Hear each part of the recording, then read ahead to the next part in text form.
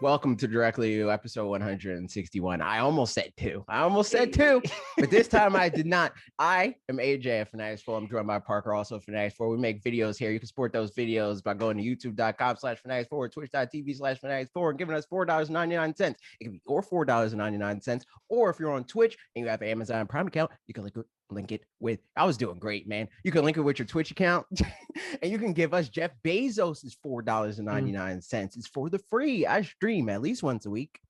It's guaranteed on Tuesday. Speaking of that though, too, if you chances are, like, even if you go to twitch.tv/fanatixfour, gift subs happen every once in a while. They do. And so there's a chance that you'll just get subbed even without you might doing even anything. If you're already following on twitch.tv/fanatixfour, you might already have a sub currently. Just saying, I logged in at some point to redeem my Prime sub, and you already got it, and then I got to get some. Interesting. Okay, here we go. That's a thing that will happen. Not even necessarily like you being logged on, but like whenever I go in the I think I talked to you about this. Where it's like whenever I go into Bob's Twitch account, and he used to be the one that I just gave my Prime sub. If I forgot to renew it, people would see I'm not subbed and immediately give me a sub, and then Bob will give me crap for it and be like, "Oh, AJ." Anyway, if you're a subscriber to this channel on Twitch or YouTube, you get access to our supporters on Discord. You get loyalty badges, you get emotes from time to time. Alyssa is updating an emote as we speak, and also some other stuff. So you get cool emotes. But another thing that I was going to talk to you about off air, but I mean, it's interesting to talk to people about it and see what they think. Discord has this feature where it's called stages, where we can like talk and or record a thing and have an audience. We record directly you live on Discord. Maybe that be a supporter reward. I'm down. What do you people think? But also you could join our Discord for the free. It's a great old time. You could talk to people about video games and how angry you'll be about Kazuya, or happy, whichever one. You never know. You playing any games? I am playing games. I'm still, shiny hunting every once in a while. I've played Breath of the Wild a few times because I'm like, oh, we have a window of time. Now I can like play Breath of the Wild. So I'm playing that a little bit because I want to play through that and Age of Calamity on stream before the sequel comes out. And also Smash. Target, I think it was Target. Target was having a promotion where if you buy a family plan, you get a SD card. And I don't really need either one of those things. I'm paid up to 2022 at the end of the year or something like that. But I was like, whatever. It's like $20 for 128 gigabyte SD card. Can never have too many of those, I guess. So I did that, and I made another account. Like so I don't have to use your account anymore for Smash Brothers when I just feel like, oh, I see what you're saying. Not messing up my numbers. Because again, I have the Min Pokemon trainer tie, and I can't throw that away. Feels good, Can't mess that up. So I did that, and then I made the account, and I immediately got Pokemon trainer into Elite Smash because I don't lose at the video game anymore. Like my win record, every time I do that, my win record is better and better. Like I think my win record on yours is probably like 75%. I did it again. My win record is like 90% now. Now I've got to wonder if I go in and play as Pokemon trainer, how fast do I get out? I mean, it's pretty deep. I think you might have to lose a few times for it to yeet. And I will. At least, man, you got to lose like I'd say maybe like 4 or 5 times in a row. Yeah. And it might eat you out. Maybe even more than that. Maybe more. I don't know. If it's not going to mess you up now, maybe I'll just go find out. No, it doesn't matter. And even if you did, it wouldn't matter because I can immediately get him back in. So that was a thing, and that will be a thing. Indeed. Yeah. Where are you playing? A little Smash, as you know. We did joined you on stream. We did on stream. Everybody follow on Twitch so you can see us both play sometimes when Parker's able to do it, or whatever else. You can yell at me about the Breath of the Wild or something. it was you, me, Lee, Mega Man, and Youth Hurt, and then Grimhain joined for a little bit right at the end. And Justin joined too. That's true. Justin was in there for like a little bit. And yeah, Grimhain and I had our quote unquote grudge match. And it was fun. It was good. So no holds barred. It was bloodbath. There were words that were said. Feelings were. I don't think we'll ever talk again at this point, honestly. Like, I don't think we can.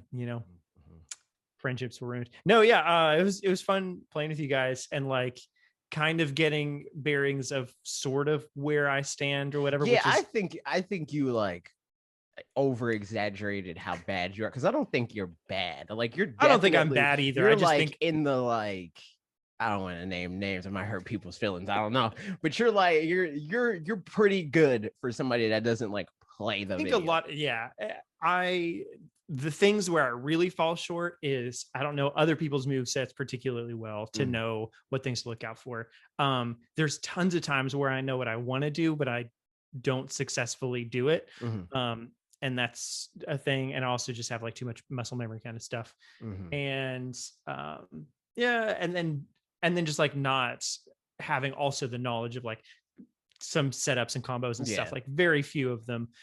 So those kinds of things are areas where like if I got better in each of those, I feel like I'd get a decent amount better at the game. I think the best thing for you to try to get better at as somebody that like doesn't care that much is just get better at neutral. Like just get better at knowing what your ranges are, where you'll die, what you want to look out for launch distance wise, and then you can play safe around that. You don't really need to know what your opponent does as long as you know what you can do.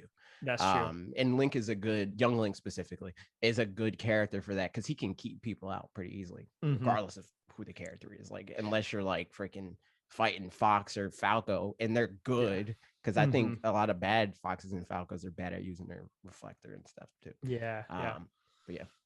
I think learning that nitty gritty stuff will make you a god. like that's the stuff that like requires playing the game a lot. Is knowing every interaction, like that sort of stuff. But I don't think that's necessary to be like base level good. Yeah. And I told you about this, but yesterday, I think we went over 2 days ago. It was 2 days ago. Yeah.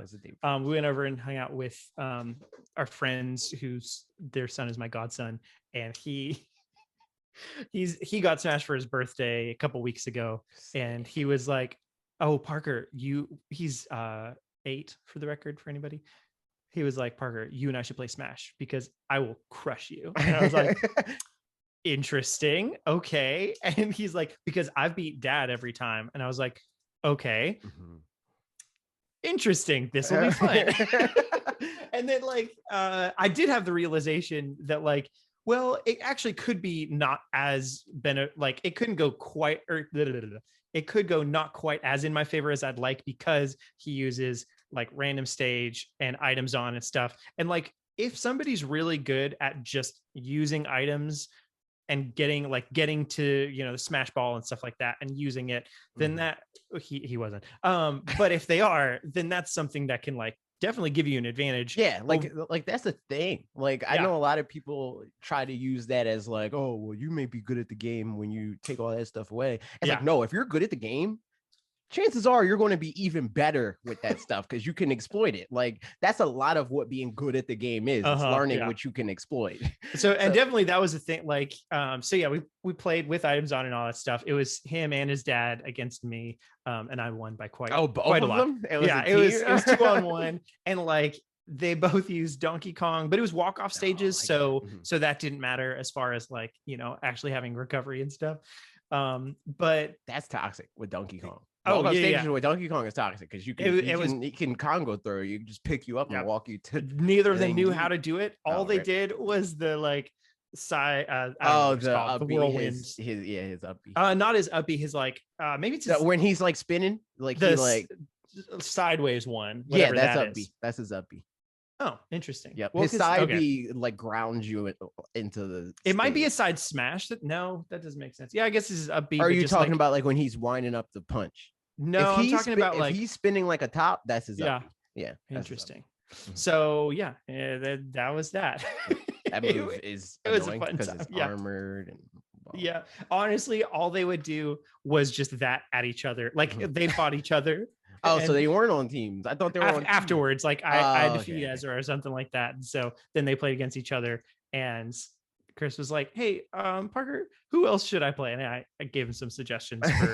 I was like, I don't know, Ike could be fun because he's strong, but like faster than Donkey Kong and not like all that stuff. And so it was a fun time in any case to get to put an 8-year-old in his place.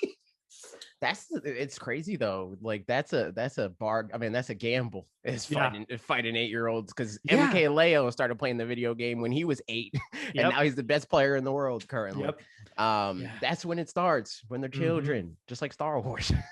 No, I do remember playing. I mean, this is a while ago, so but I remember playing a 6-year-old or 7-year-old at N64 Smash. When I was in college at some point, and like I mostly played Brawl at that point. So, but I played and like I beat him, but there were definitely some close calls there, and I was like, this feels gross. but like, I mean, the kid was pretty good, honestly.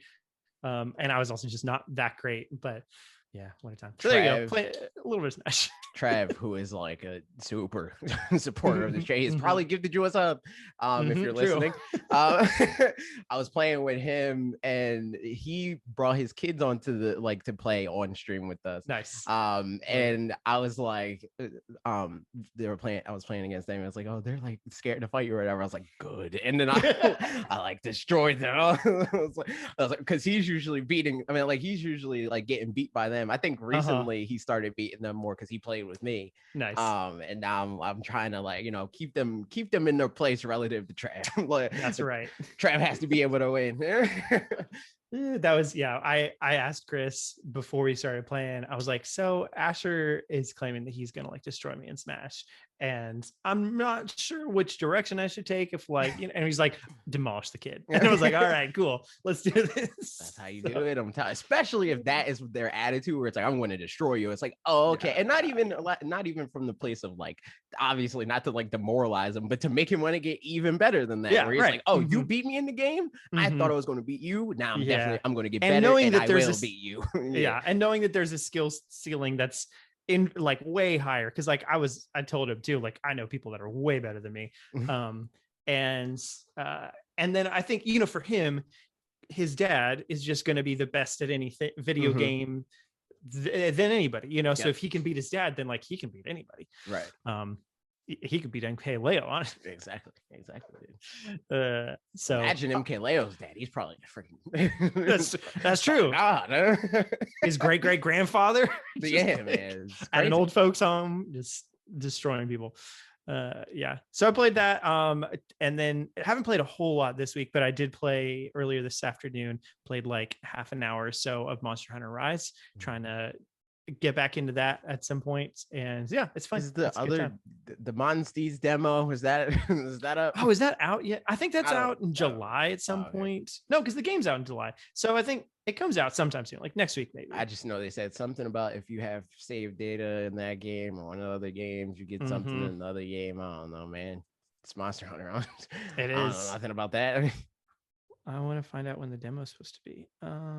June 25th. That's next Friday. So yeah, maybe I'll probably play that. Man, it's pretty close. That's true. Yep, that's everything I'm playing. Nice. There it is. Nice. Easy enough. And with that, let's move into main topics, which there are a lot of that are all kind of, it's all related to E3 and branches of conversations based off of E3. And I messed up my microphone. Fixed it. Nice. But first, I figured I pulled up the list of everything that was talked about in their direct, and just wanted to we talked about our top 10 in the video, but wanted to give us an opportunity to if there was anything we wanted to touch on of any of these other things before we keep going. Yeah, because I mean there was stuff that whatever I talked about you didn't get to talk about. Yes, and vice exactly. versa. Yeah. Well, I kind of got to talk about Zelda, but not really, because it wasn't opinion based. Yeah, right. In that way where it's this game looks good because this and this. Yep. So yeah, so we've got some announcements here. First one was Kazuya coming to Smash. Yeah, he's going to be toxic, and I'm probably going to hate him. because he's one of those like the fighting game character. There was like this whole thing on Smash Bros. Twitter where the actually nerds were mad because a lot of Smash players just call all the fighting game characters Shotos, and they're like, actually he's not a Shoto because he uses the Mishima style of, or whatever. I don't really care. I don't even know what's a Shoto. Shoto is basically like Ken Ryu. Like, it means you have like an uppercut, is it like and related to in a similar camp as the word like shonen and shoujo and those kinds of things? Like, not really. It's like a fighting style sort of thing. It's like saying this person uses kickboxing and this person, gotcha. It's like an archetype in the video. Yeah, gotcha. And because they all the way that like not casual, but like casual FGC level, like Smash Bros fans address all of the fighting game characters that are from fighting games is as Shotos, because they all, except for maybe Kazuya, which might be his saving grace, they all have auto turnaround, which means that they don't have to adjust to where your opponent is. And they all have like insane knockback. So I mean, like insane hit stun, not knockback. The opposite of that. None of their moves really have knockback, except for the moves that will just straight up kill you for it, like their like smash attacks and stuff like that. But most of their moves easily combo into themselves. So if they jab you once and they're good, they might kill you. Oh wow! And that's why Kazuya is going to be annoying, because it's like it's the sort of thing where it's like somebody that's bad with the character, it's like whatever, I don't really care about that. But somebody that's good at the character, they're not playing against you, they're playing against themselves. It's a one-player game when somebody that's good at these characters jabs you once. And that's toxic and it's going to suck. My quick opinions on Kazuya is that like I don't care that much about it in the Smash fighters for myself anyway, like DLC fighters. Then again, now that I'm playing a little bit more, A, we'll see how long that lasts, but B, like maybe I'll pick up the ones that I like, specifically Pyra and Mithra and maybe Byleth or something like that. Like, I don't really care about getting the whole packs or anything, but maybe. Kazuya is the lowest person on that list of all the people. Like, I've played a tiny bit of Tekken, just like at my friend's house, played I think Tekken 2 and Tekken Tag and Tekken 4, unless Tekken 4 is Tekken Tag, I don't know. Just like I just played it at friends' houses, and that it was a good time. And I had probably 4 characters that I thought were cool, and I didn't even remember Kazuya. Is he? So he turns into the only thing I remember. I think in Tekken 2, the end of the story campaign is a big like devil guy. I guess that is Kazuya, who turns into a big devil thing. Yeah, I think so. I think all like that whole family, freaking like Haichi and like Jin and like they throw each other. They're dads, man. Chris gotta throw Asher into a volcano. that's what's gonna happen. But yeah, that's like the whole thing. That as far as I understand it, it's like, I'm better than you. It's like, no, I'm better than you. And it's like, I know I'm better than you because I'm gonna throw you into the volcano and you'll be fine because you're a demon, dude. But I don't know if that's what it is. Like, I don't know if they like genuinely hate each other and it's like, I hope he dies from this, or it's like, I'm gonna throw him in there because it'll make him better. I don't know, but it's some weeb stuff, and I'm happy for people that like Tekken. I'm happy for Bandai Namco because they're working on the video game, so they should be able to have more representation and all that stuff. And for Smash, like legacy wise, having like so many like icons from the fighting game genre, in a genre that a lot of like FGC like actually types are like, it's not a fighting game. It's like, all right, dude, we have more fighting game characters than you do at this point, from different franchises and all that stuff. So it's cool on that end, but from a like superficial, like I want Pokemon trainer, I want another Zelda character, I'm like, I couldn't care less. He does feel more like just equivalent to Ken and Ryu and all that kind of stuff, as opposed to like if they put in the other ones that I can think of that if I had picked a Tekken character, which I shouldn't be picking a Tekken character, but like Yoshimitsu could have been a fun guy just because he's different. I know that I used Law a lot, but mostly just for his backflips. Like I just spammed backflips and it was bad. There's the bear guy. There's there's which a couple bear of guy. There's more than one bear. Then there's a bunch of bear guys. Well, I think the bear guy just has a like different skin. He's like a panda and a brown that bear. sounds right. Yeah. There's like, I mean, yeah, looking at all these, no, that's not what I wanted. Go away. Okay. Yeah, I don't know. There's just like other characters that could have felt, this feels in a similar respect to like another sword fighter, you know, like the Fire Emblem kind of thing, as opposed to it could have been a Tekken fighter, a representative of it, but felt somebody I was like a little bit different. Like, I don't know if Yoshimitsu is like the same as, because I don't remember. I don't play Tekken. But it's the same as he is in like Soul Calibur, and he has a sword in that. So that he does have a sword, another sword fighter, and that's nasty. I don't know that would have been. I mean, he's sick if it was like King or like or I don't know what the bear's name is. I think Kuma, probably. Yes, that sounds right. Like King or Kuma, that would have been sick, because and like especially if they were good, because the game doesn't really have that many good heavies. Bowser's probably like the only one, I think. There's other heavies that are like on low levels, and if you're impatient, good, you know, like Ganon and all that stuff. But like if you're playing the game and you're looking at the screen, they're bad. It's just like they're too slow, they're too big. It's just like. So yeah, I don't know. Cool that Kazuya's coming. It wouldn't matter to me one way or another, to be honest. I would just be like, oh, fun, if it were a little bit different character. Whereas now I'm just like, okay, cool. I'm glad for Tekken, like, glad for Bandai. For me, like as far as like expectations as a like fan of Smash Brothers and like characters that I like, there's not really any character that I'm like, oh, this disappoints me, I'm angry, except for from the standpoint of like Kazuya will be annoying to fight. That is where it starts and stops for me. It's not really a thing of like, I don't get the character I want. Like characters I want would be a plus. I don't need it though. So that's Kazuya, and then next they showed Life is Strange, and we were confused by terrible game, just because it doesn't look like because it doesn't look like the freaking like comic book style or whatever. Yeah, that would have been sick. That would have been cool. Dope. Yeah. I mean, yeah, cool. This is something I wonder. Maybe at some point I'll pick it up on sale for Ashley to play, because I don't know. It might, like, I think because it's a, I don't know, like I played the first one on Xbox. It's sort of like a choose your own adventure kind of a thing. Yeah, right. Okay. I feel like Ashley might enjoy that. Like that's she'll probably like it. I know she watched a playthrough of somebody playing something like it, if not specifically Life is Strange, in which case that kind of ruins it. But then just we'll get the sequel instead. I don't know. So, but yeah, I feel pretty neutral about this, other than like, cool, it's finally here. It's been a while that I've been like, why isn't it on Switch? Square has a bunch of IPs, like Tomb Raider, same thing. Like, why don't they have that on Switch? And so they can do stuff like this. Yes, honestly. They're just kind of doing them all at once, checking them off, moving on to the next one.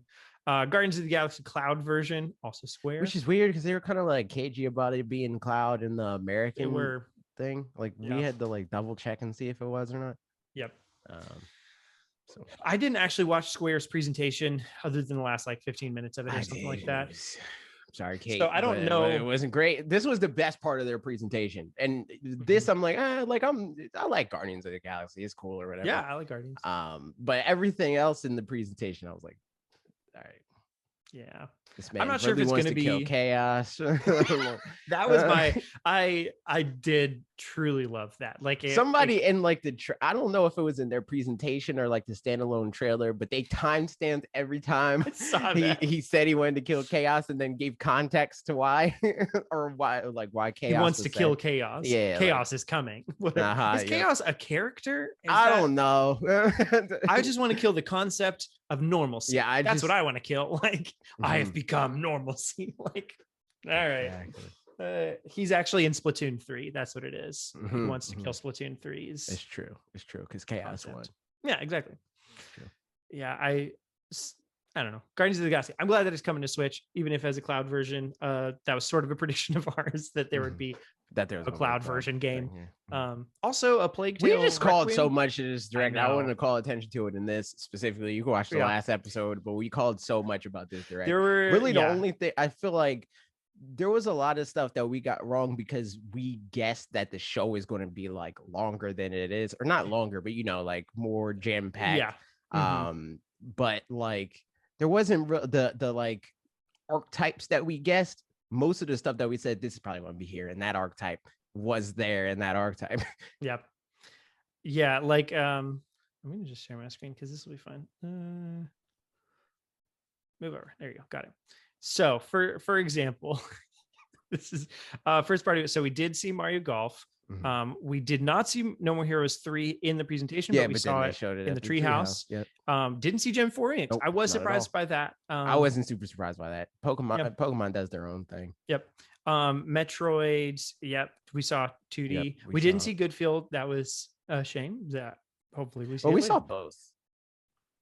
Oh yeah, that's true. They mentioned they said, yo, yeah, Prime 4.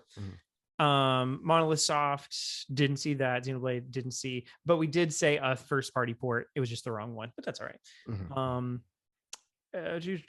None of those. We did see a big game that's a cloud version, not Game Pass. We did see Tony Hawk Pro Skater, Shin Megami Tensei 5.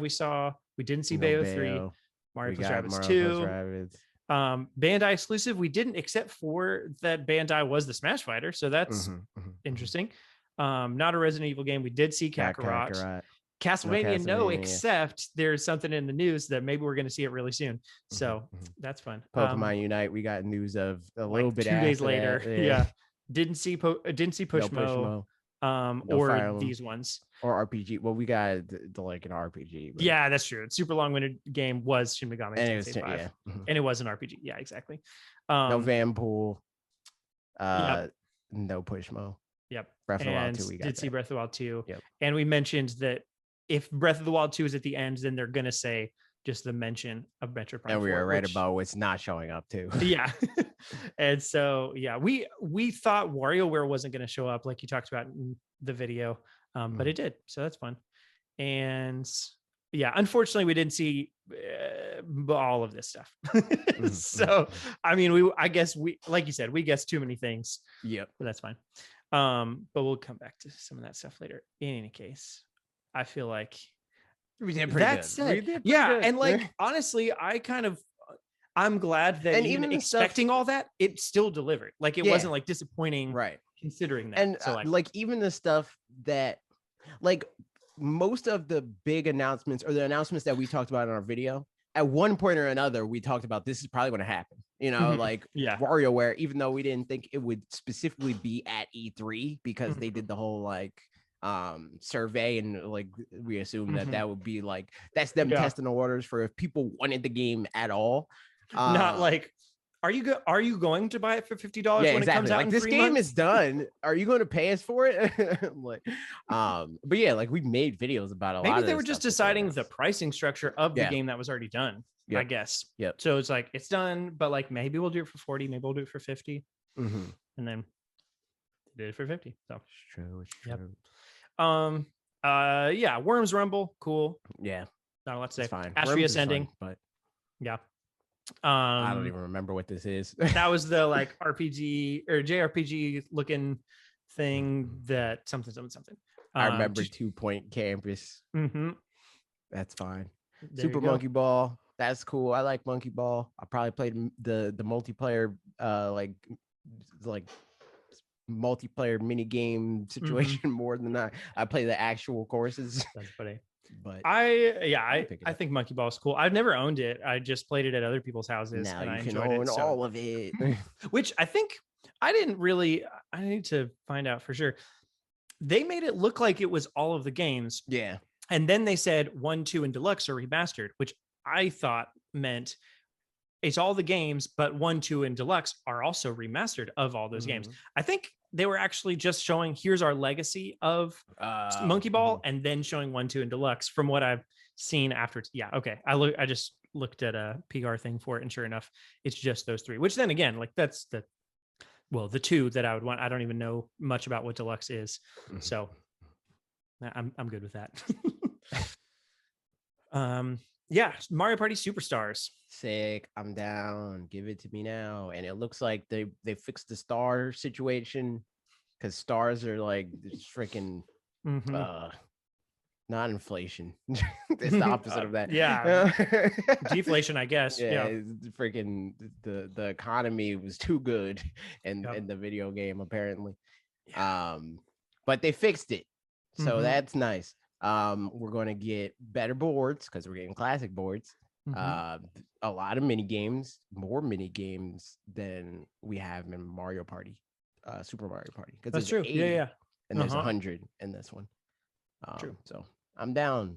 Cool. And it all working with every kind of controller is a really big deal, because I know I was talking to when I was hanging out with Chris and Asher and stuff. He was saying, yeah, like I'd love to play Mario Party with us, but like we only have one set of Joy-Cons, and otherwise we've got some Pro controllers, and we can't play more than 2 people because we only have 2 Joy-Cons. And I was like, well, this new one, this is a real selling feature that everybody always thought would be a selling feature. You can play it with normal controllers. Like, but no, that's good, you know.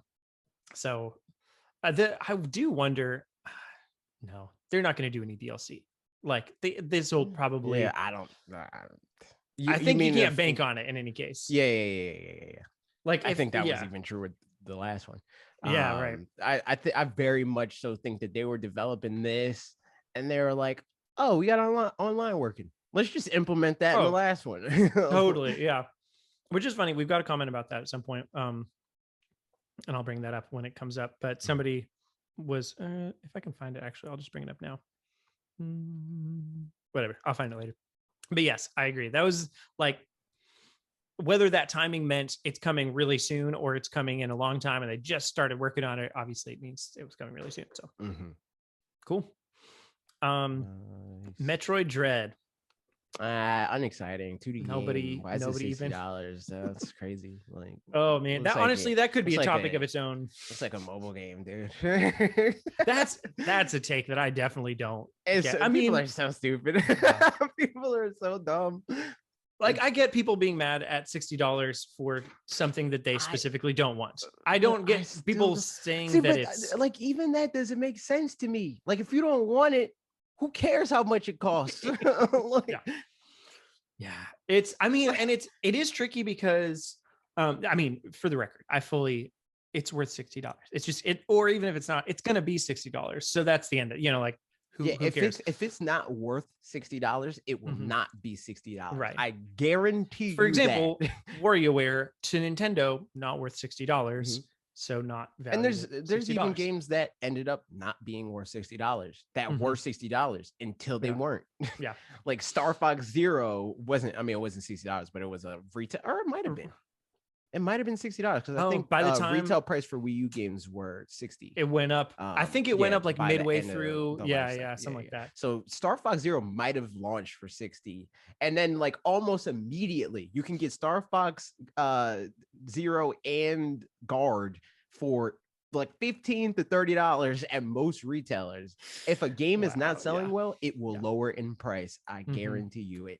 But the unfortunate thing is that Metroid Dread's probably worth $60 and it's probably going to sell a lot. Yeah, for sure. That's I want to talk about that too. I think and a game selling well or not selling well, also, like, we don't know. It all depends on what Nintendo's expectations are for it, where somebody could be like, oh, but Kirby Star Allies never like permanently went down in price and it didn't sell well. But like, no, for a Kirby game, it probably sold exactly what they wanted. Maybe a little bit more, maybe a little bit less. Yeah, probably, like, you know, right around the right amount. Just from how they talked about Breath of the Wild, it's clear that they have their, like, not necessarily break even point, but point that this game was worth making. Yeah, like they made some which for Breath of the Wild, in case anybody doesn't know, was like 2 million. Yeah, their goal was 2 million. Insane. That wasn't even like, man, like make or break. If we hit 2 million, it's dire, but we, you know, we made it through. 2 million was like, we hope we hit that.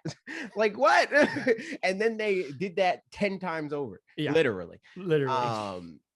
So, and for a game like this, I think that like that goal in their head is much lower, and I think that they're going to exceed that goal. Yep.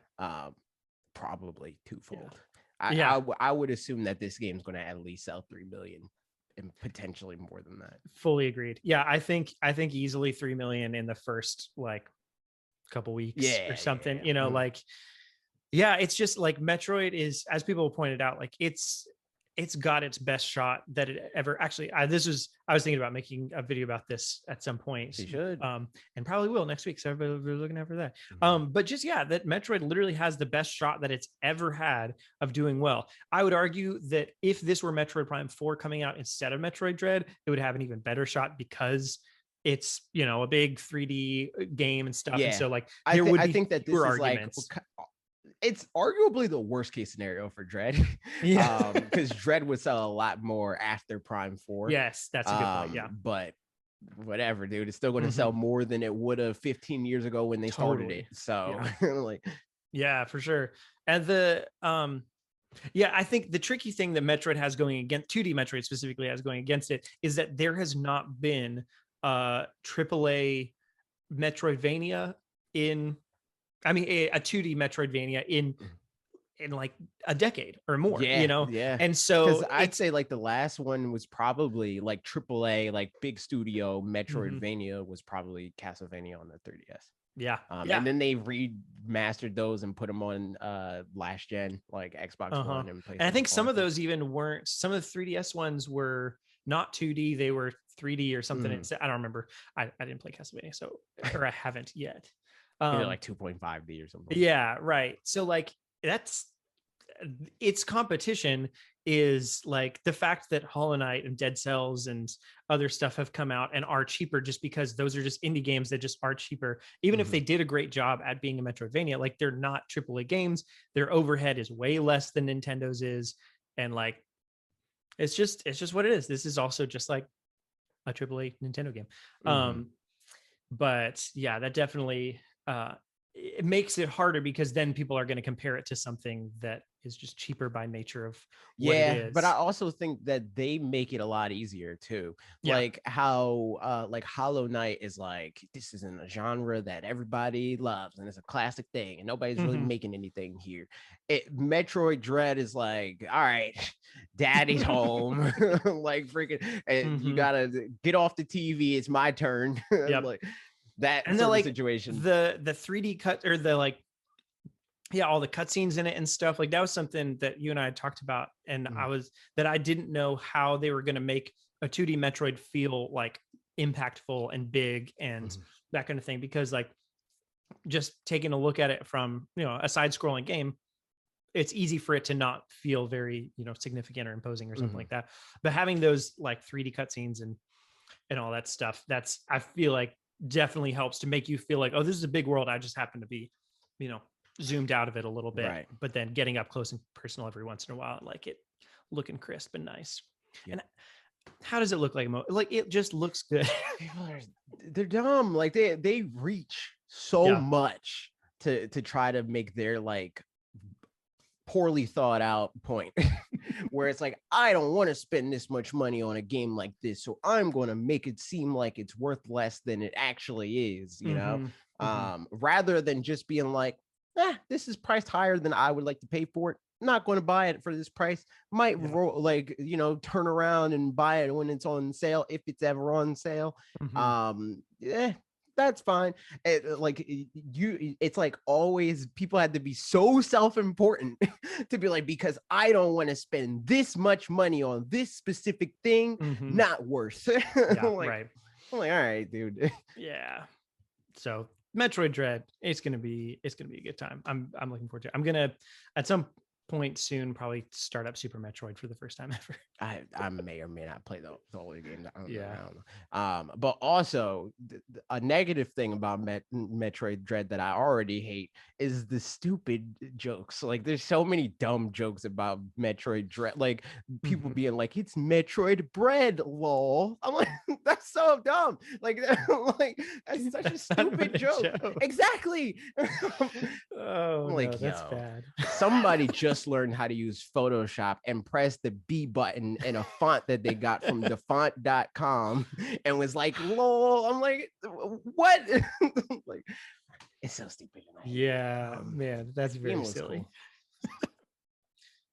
Fun times. Yeah, there it is. All right, moving on. The highlight of the show, my guy. Just Simply Dance 2022. Dance. What's a synonym for dance? Simply Jiggy, dude. I'm not even looking another one up. That's the one. Simply Jiggy 2022 coming out on November 4th. Neato, fun times. Cruise and Blast. I think looks fun. It's we didn't get an Excite Bike game, but this just close about enough. Hits the same prediction. So I didn't realize. So this is a port of, because at some point, I think when I was doing like Nintendo franchises that haven't come to the Switch or whatever. I want to say I mentioned this one because it's not a Nintendo franchise, but it's was like synonymous kind with of Nintendo. Yeah. So in any case, but yeah, this game is in arcades. It came out in 2017 and it's coming over now. So nice. Cool.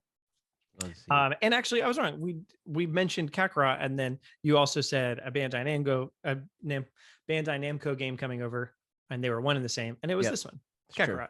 It's true. I have no strong thoughts other than cool that it's finally coming over. Yeah, nice. I'm mad that it came out or they announced it after I already bought it on the Xbox, but like whatever. Yeah. Mario Golf Super Rush, they showed a little bit more stuff. It's so unfortunate. Cool. Yeah. Wasted time. Yeah. Coming out next week. Fun times. Monster Hunter Stories 2 also showed a little bit more stuff. We've seen lots of things about this. They showed this game showed up 3 times in the last week or something like that, because it was at the Summer Games situation. It was at their press conference, and it was at Nintendo's press conference. Yeah. I guess that's just how Capcom does stuff. I don't know how that helps them at all. I don't. Like, I really. Every time I see a game, especially a game like this, where I'm like, I might, maybe I'll play it. Every time I see it, it makes me want to play it less. It's like, all right. I don't know. Yeah, they must think like some people may watch the Capcom one, but they also may only watch the Nintendo. Like, people are only watching one or the other. But like, that's not the way it works. Like, everybody's watching the Nintendo one, and most people are watching the Xbox one. And there's going to be there are plenty of people that don't overlap or whatever. But like, there's not going to be. I don't know. It's just. Yeah, you're not going to miss anybody. And like the people that are only watching the Capcom one, they probably follow you on Twitter. They'll see the video game. Like, yeah. So no one's finding out about it for the first time here, other than people watching the Nintendo one. Probably, that's. I feel like that's the most broad appeal of people just being. I guess I can watch a Nintendo. We know for a fact that it's the most widely reaching one, because it's the one that had the highest concurrence by like 1 million. Like, maybe even more. I think it was like 3.1 to 1.5 million, which is like, I think that's I'm talking about relative to everybody, because I think Xbox has had like 1 point. No, it had like 2 point something, like 2.1 or something like that. 2 trillion people. So yeah, there it is. Next, WarioWare, get it together. Nice. WarioWare. I'm mad that it looks like it's just local co-op. That kind of sucks. Yeah. But it's WarioWare, and that's pretty cool. Maybe I mean, their online wouldn't have been good enough or something to make it work well, just because like it's fast micro, but like, I mean, we talked about that, out, like, dude. Yeah. Like, yeah.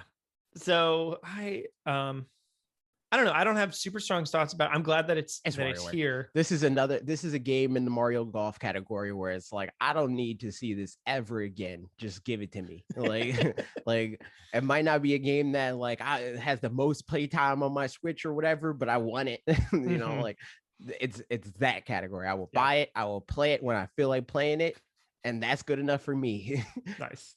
It's probably one that I'll download from your profile to like see how I feel about the gameplay loop, and then decide from there. It would be a good one. They should put a demo out for this game. I feel like it's because that's probably the kind of game that a demo would sell it for people, just because it's so different from what you're normally used to of games. Well, I don't know how they could even do that. Like, unless they do like a limited, like, this is like a game that they do for Switch Online, a Switch Online trial. Because like a demo would just be like a vertical slice of like, here's 15 micro games, and I was thinking, I don't know, like because what's the gameplay loop like? Like, why are you playing the micro games, or like how are they set up? It's like a arcadey sort of situation where usually they all have like, it's like bosses almost, where it's like, this is Wario's playlist of micro games. Beat them and get to the boss battle, and then once you do that, you beat the Wario part, and then like you can like beat your high scores for Wario, and then like Jimmy, he has his own set of micro games. Beat his, it's like checking off boxes. Gotcha. And then also it's like, and there's like story reasons in the game, kind of like sort of cutscenes to like set all that stuff up. And then it's like Mario Party in the sense that like you can also just like play the mini games back and forth with friends and stuff like that, and compete in that way. Gotcha. Yeah. Okay. That sounds like it should be fun.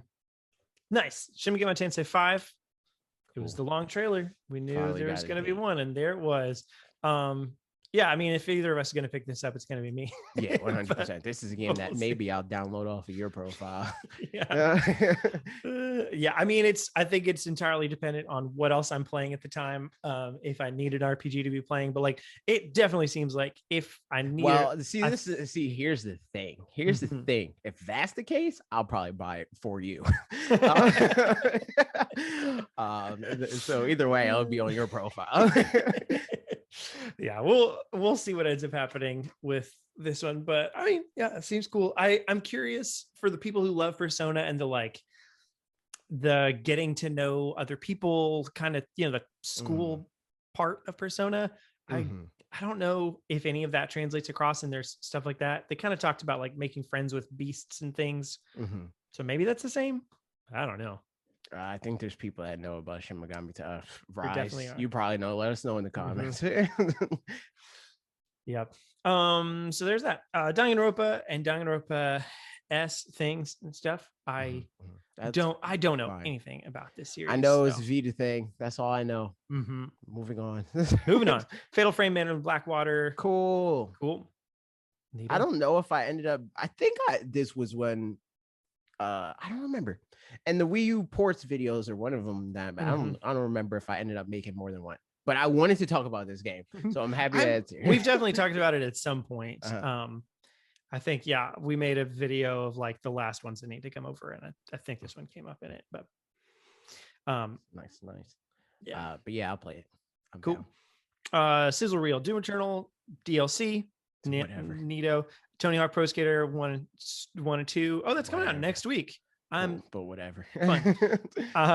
Strange Brigade. I didn't know anything about this, but I saw a couple people on Twitter saying like this is actually really, really good and people should play it more. It's not going to be my thing anyway, but like I like the aesthetic for as far as shooters go, or like co-op looter shooters, whatever it actually is. Like it feels different, and I like that about it. But the gameplay loop isn't for me, so that's fine. And Mario plus Rabbids Sparks of Hope. I actively don't care about this video. I actively do care about So there's that. Advance Wars. You're not going to talk about the game you actively care about? I don't know. I care about it. It's fine. It's more Mario plus Rabbids. You know what I mean? Sure. I really liked the original, and it looks like more the same. I talked about it in my video, or in my part of the video anyway. So true, that's true. But true. It looks neat. Advance Wars 1 and 2 reboot camp. I'm down. Yeah. If for no other reason than like they're just bringing more series back to life, and that is a good thing. Yep. So like that's awesome. And the fact like they're continuing being able to get third-party developers involved in the process so that they can, they're doing what we always talk about, where it's like, I mean, you don't necessarily have to have the bandwidth to do it, but like there's plenty of studios that would fall over themselves to be able to develop even your D-list video games. So do it more. Put freaking the Celeste team on Ice Climbers, for God's sake. I mean, like it's the thing we've talked about too, of just like them taking more risks just in general. And like that to some degree, getting an outside studio to port an old game or 2 old games of yours is a bit of a risk, because like it's a risk for the outside studio part. And also like maybe these games didn't do as well as you expected them to, and that's why it's dead or something like that now. But like, they're doing it because they can, they've got tons of money just laying around that they can do stuff with. True. So literally like, billions of dollars. And literally laying around at that. Like, well, I guess not literally. It's not on the floor, but it's sitting there. It's in the somewhere. war chest. Yeah. And then the Zelda parts, Hyrule Warriors Dlc came out today. I don't care. No. But I might play it. I don't know. Because I'll have to kill time, Yeah. I wonder if do I put Skyward Sword in this like interim between Breath of the Wild sequel? Oh, I see what you're saying. Now. Okay. Like, do I stream this? I think you stream Skyward Sword because of the Skyloft-ish parts of Breath of the Wild too. True. I'll probably do that. That's my thoughts. I played Age of Calamity.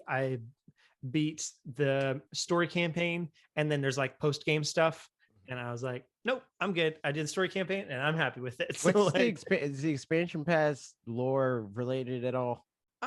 I think this one barely, if at all. And I think the second one is more actual story stuff. If it's story stuff, maybe I'll play it. If not, I don't care. Yeah.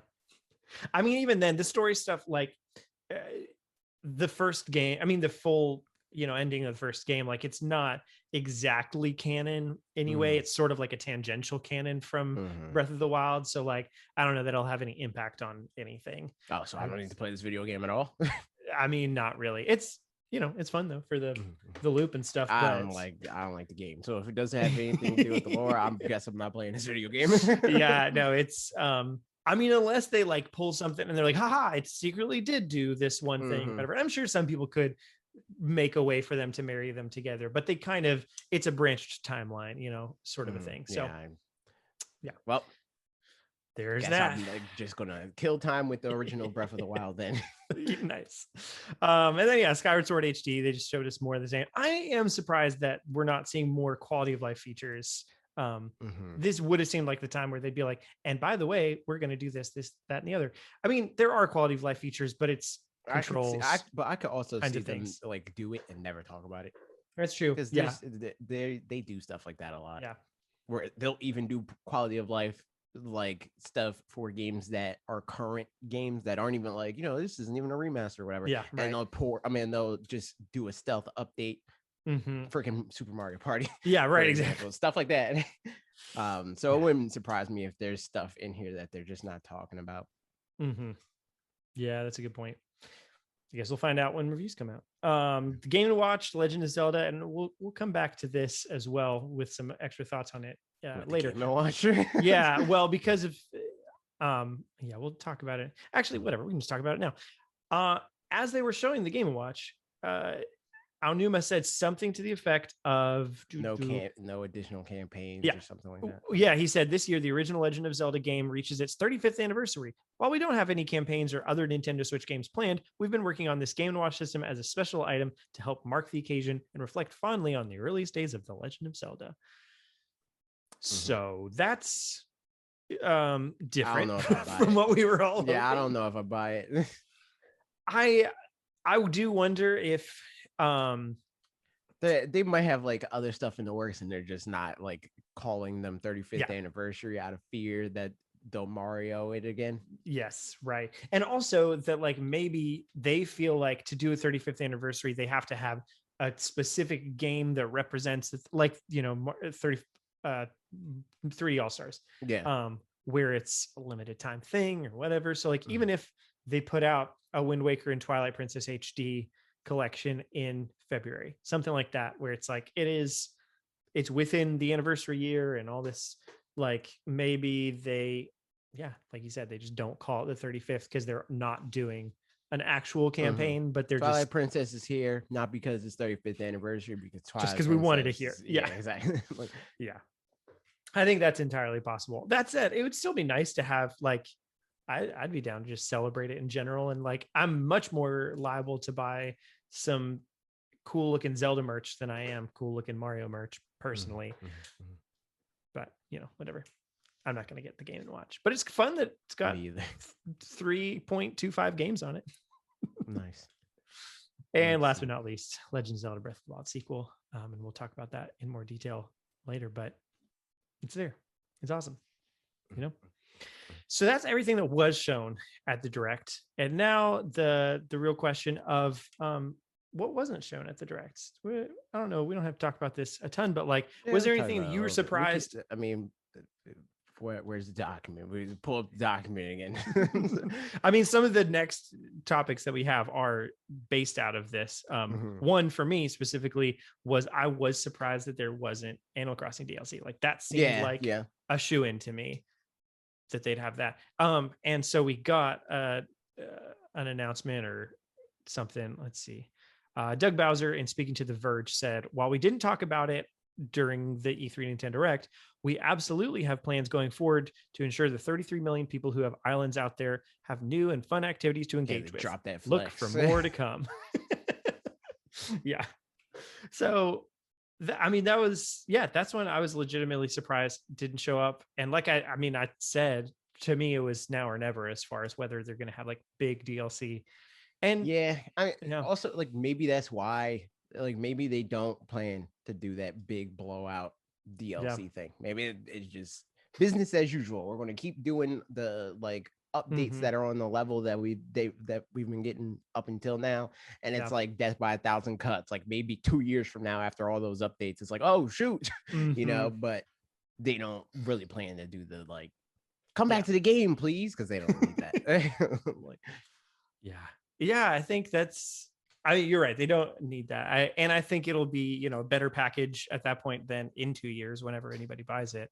The other thought is like, maybe like they delayed Animal Crossing itself a good bit, not a good bit, but like by a year, a little less than a year. So like maybe they actually, still are working on this stuff, but it just takes a while because it just takes them a while to do it. And like, maybe, I don't know how things in that game impact all the other things and all that. So I was just surprised that one didn't come, but like cool that more is coming. But like you said, it could just be the more that's coming is exactly what we've gotten so far. I want to see the words again and see if there's anything that he says that seems to indicate.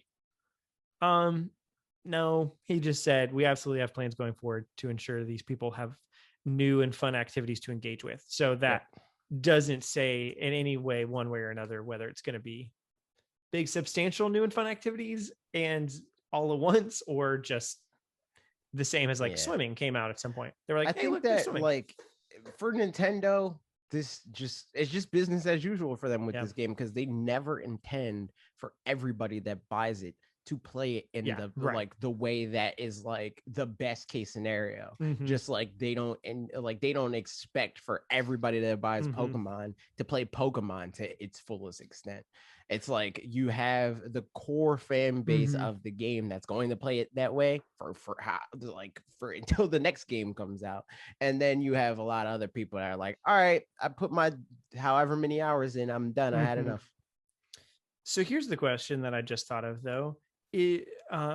What exactly was Happy Home Designer? Did that apply back to New Leaf?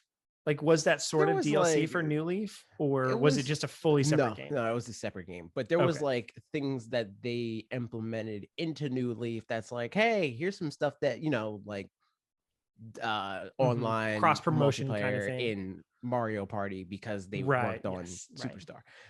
That sort of situation where it's like, hey, we figured this thing out, let's put it in New Leaf. And then also it's like the Rockstar Tennis equivalent of like, we figured out how better to customize homes, let's put that in the next video game, like that sort of stuff. But yeah, interesting.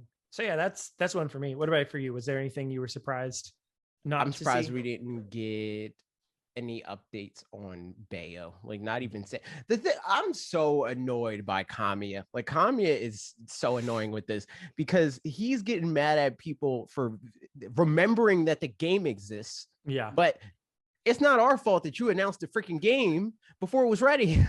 Like, you shouldn't have announced it. I mean, maybe that's Nintendo's fault though too. I mean, it could be Nintendo's fault. In which case, I would be shocked if he had absolutely no say in that. Right. Yeah. Especially somebody like him. Like, he has pull. Like, it is partially his fault. He's culpable. So like, I'm sure that he doesn't have control, but he has a say. And he should at least be able to understand that people care about this game. And it was announced like half a decade ago at this point. So like, you can't get mad at people for wanting updates on the game. Yeah, for sure. I mean, and news wise, let's see, Nate Bildorf and Bill Trennan were talking to GameSpot, and GameSpot asked, where's Bayonetta 3? Does it still exist? We're dying out here. Are you going to show it to us again? What's the deal? And Bildorf says, it definitely still exists. I can confirm it. And Bill Trennan said, I'll go one further and say, not only does it exist, but it's progressing well. we like to show things whenever we're ready to show them, and certainly we like to show things when the developer's ready to show them. We didn't have it at E3, but stay tuned. And then Bildorf says, "I'll go even one further. Wise Gamora." He didn't say that. That was a little MCU reference for the Marvel fans out there. So yeah, that's, I mean, it makes sense. Like, it's in some regards, it's better to see the game when it's about to come out. But then again, there's some degree where it's like, it's been so long, just like, you can give us something. We talk about this all the time. Yeah, I don't care if I see the game again. I'm going to get the video game, but like, right, to get like at least the Metroid Prime 4 level of, still working on this. Game still exists. Yep. Games take time. I mean, same as when we see you. Yeah, same as the Ishihara, right? Coming out in the 2017 Direct and being with Pokemon and being like, we are working on Pokemon. Yep. And that was it. Like, that was the whole thing he said. And that was enough. So people are like, okay, cool, sweet. Yeah, there's an element of that, just like some kind of transparency or something, but whatever. It'll come out when it comes out. But yeah, I was also kind of surprised. I still feel like we'll probably see it this year. But maybe that's it is funny. Like, the other things that people had talked about was like, no Donkey Kong game, which it is funny. A lot of people seem to. I'm not super surprised by that. I mean, I'm not particularly surprised, but when Super Monkey Ball came on screen, I know at least a couple people were like, oh, bananas. Yeah, they got bait and I was like, I don't know, for some reason I just was like, oh, it's Super Monkey Ball. Yeah, maybe like, because I had it on the brain. So for me, the second I saw the bananas, like the knee-jerk reaction was like, is this Donkey Kong? But it was like, that reaction died before I could even like utter it verbally, because they said like Monkey Ball's 20th anniversary, or like this series is going to celebrate its 20th anniversary. And I was like, well, I know Donkey Kong's like 40, so it's not Donkey Kong, it wasn't like they even tried to bait and switch in that way. Donkey Kong's not the only one that likes bananas.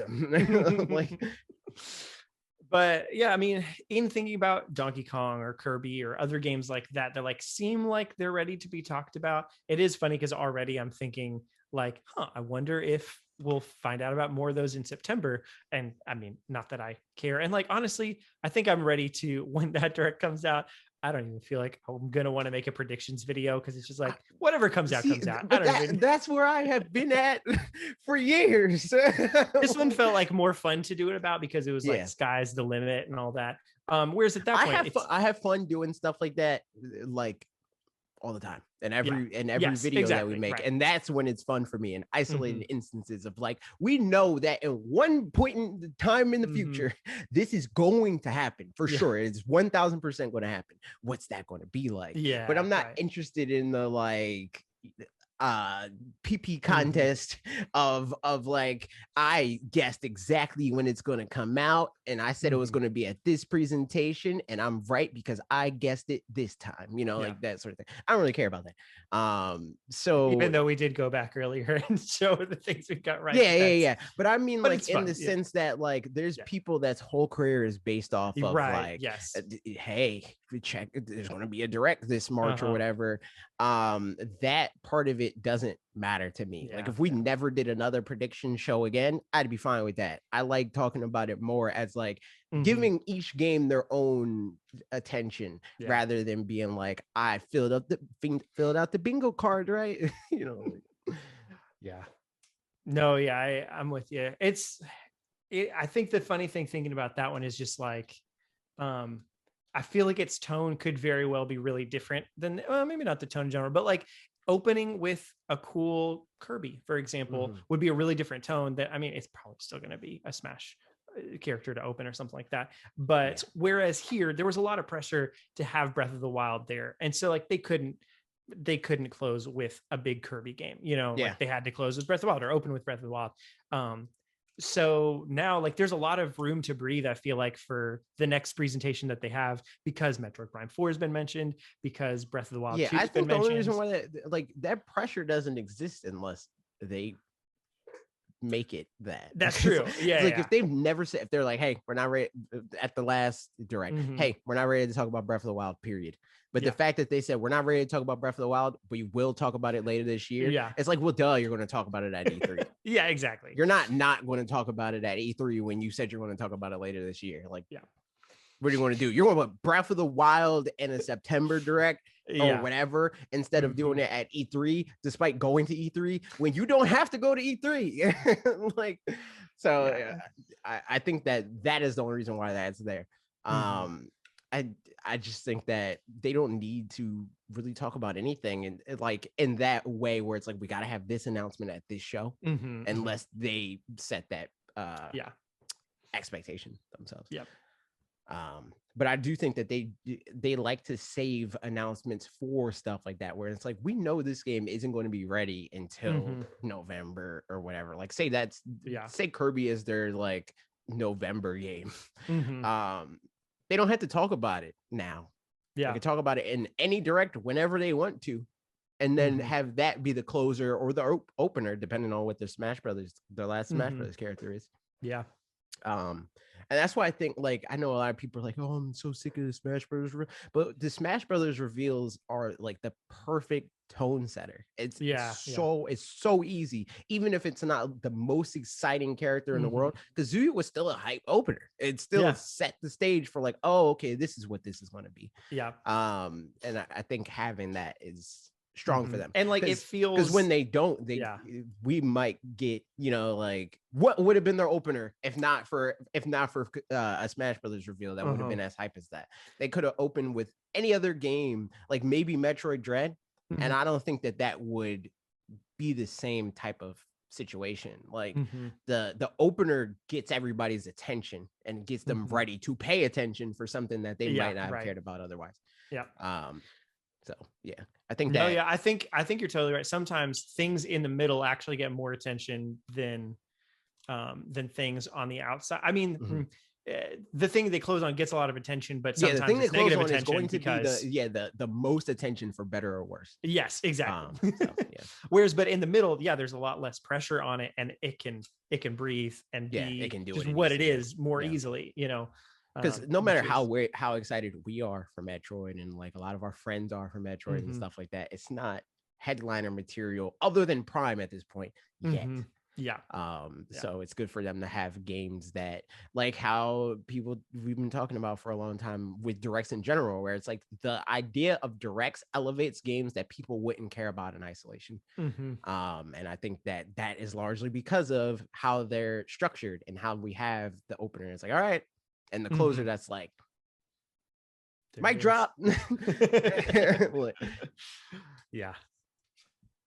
It's true. So there it is. Yep. I don't know, any last things that you were surprised we didn't see at E3? Pokemon 2, dude. It's been Switch 7. It's been freaking 25 years, dude, and we still haven't gotten Pokemon 2. E4. No, same.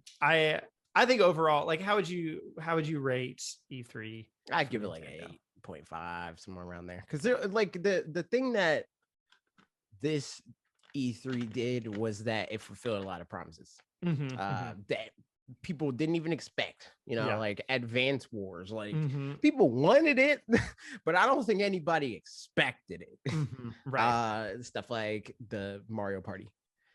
We wanted that for a long time. We've been saying, yo, give us more Mario Party, like what's happening with this, and they did it. It's probably not the perfect scenario as far as like it could have been DLC or whatever, but we got it. Metroid, freaking, we got more Breath of the Wild. There's just a lot of stuff. We got to see Mario Golf in the direct. That's what's responsible for the 1.5 that I took off. Mario Golf exclusively is responsible for lowering them a letter grade and a half. That's always the thing for me. Like, why are you guys showing things again that we already? It just, I mean, like I would like, without fail, they'll show a new feature, but the new feature was the fact that there will be some updates and DLC, and like we saw New Donk City as a stage. Like, Yeah, cool. And we saw a little bit more like in-depth look at like the story mode or whatever. Yeah, right. I don't care about I'm going to be playing this game in a week. I don't need to see that. Yeah. I think that like it looks good before we watch a direct for it to be like it's 40 minutes long, but I would have liked the direct more if it was 15 minutes shorter and it didn't have the games that like we already know exist, and like show those during the Treehouse or whatever, that's fine. If you don't have anything else to like take up those slots or whatever, that's fine. I mean, like No More Heroes 3, that's what they did. They put it just in the Treehouse, and I think that was a good move. It's a good move. It's a very smart move. I don't need to see it in the E3 presentation. Yep. But other than that, it was great. Yep. Yeah, I thought so too. I said like 9 out of 10 just because I thought it was good. If it had there's like if Breath of the Wild had just like a tiny bit more, and for what it doesn't matter to know its title, but for some reason knowing its title just would have bumped it up. We're going to talk about that. Yeah. So but yeah, that Metroid Dread looks super good. I'm down. All right, last two news bits real quick. Pokemon Unite is coming out in July on Switch and September on mobile. I want it. Yeah. Give it to me now. I will try it and we'll just see how it goes. Apparently that's it. Me and Scootish are gonna stream it, but we're looking for a team. I suggested Lee, Ian, and we're going to probably be able to get Bob at least one time. If at least once. If schedules work out and Mitch can join, he was pretty into League for a while there. So he would probably be a decent asset. I don't know that he would consider himself like particularly great or anything, but I'm down. He played it for a hot minute. I'm hoping that if Ian can join, because he too has a child now. He does. If he can join, he'll at least be able to fulfill that role for a little bit. And that's going to be funny because he tried to do that with Monster Hunter. But this time, the advantage he has is I actually care about this video game. So maybe it'll be easier to teach me. Yeah. And like, I do feel like there's a lot of like top-down strategy, but with that, you can just tell somebody what to do, and the like mechanics of it isn't nearly as like deep and complicated and stuff as far as like just how to do the thing that you're trying to do. Right. So hopefully that wouldn't be as bad, but I don't know. It's gonna be high. I'm gonna be a Charizard main. Yeah. And then lastly, Castlevania. I mentioned this kind of earlier. Castlevania Advanced Collection seems to have been rated in Australia. So that's fun. Nice. Was it rated specifically for Switch? Does it show that? I don't know. I'm not sure. I probably would not play it, but the anime is cool. Yeah. I mean, we've talked about this before, but like how are they not doing things with the games right now? And that was like, it was one of my guesses for E3 because I just feel like, because why aren't they doing something with the games right now? Exactly. Like it's a gimme, but. And wasn't Konami originally going to be at E3 and then they backed out at some point? I kind of feel like I remember them paying attention to Konami, except for Yu-Gi-Oh! Kinda. True. Konami, yeah, okay. They in May, in a tweet they said, due to timing, we will not be ready to present at E3 this year. However, the company insisted in its deep development on a number of key projects. Every other studio except for Xbox and Nintendo should have done that. They should have done exactly that, because E3 overall, huge bust. Oh, E3 carried overall, by Nintendo and Xbox. Solid 3 out of 10 for E3 overall. Like stop having this show. And having like Summer Games Fest and stuff probably just pulled even more announcements from their own things. And like, I don't know. I was listening to Pete and Steve talk on the Loot Pots, and I think Pete was saying that he's down for like, as many people as possible being there is great, which like, I get that. But I think my only thing is like, but there's only a certain amount of announcements to go around, especially in a year like this, where just like, if it spreads everything too thin, then, like luckily Xbox and Nintendo have enough like pull in all directions where they have just tons of games coming to where they can make those, make those presentations be big almost at any point. But all the other ones, not so much. So like, yeah, I definitely. Yeah, the other ones, for me, they just end up being a waste of time. Because those games are coming to the platforms that are also having presentations. So like, just put them in the platforms that have the presentations. Put them all there. Nice. Just put them all in one presentation. There's no reason other than the fact that there's financial incentive for the ESA specifically to be like, all right, let's drag this out as long as humanly possible. And it's like, it doesn't need to be that. They could literally do E3 in 1 to 2 days. They could be like, all right, here's day one presentations, Xbox, Nintendo, PlayStation, if they want to come. Day two, here's some of the games that were cool. We're done. Goodbye. Yep. And even with that, please, anybody but the ESA do that. Yeah. If that can be relegated back just to Summer Games Fest instead, then actually this is what I'd say is have an Xbox One, have a PlayStation One, have a Nintendo One, and have a generic Summer Games Fest one that's just like kind of a catch-all for things that didn't go in the other ones that, you know, also would apply like PC or maybe mobile or something. Man, Square's presentation and mobile, like they don't get who's watching E3. You know, like, I'm not saying mobile gamers aren't. This is the gamers. other thing. This is the other thing that is bad about E3. They do get who's watching E3. They get the fact that E3 means media coverage. E3 means shareholders are paying attention. So let's talk about the games that we know that they care about because they are going to make a lot of money. They don't care about the fact that gamers like watching E3. Yeah. They care about the money end of it. So that's what they're going to talk about.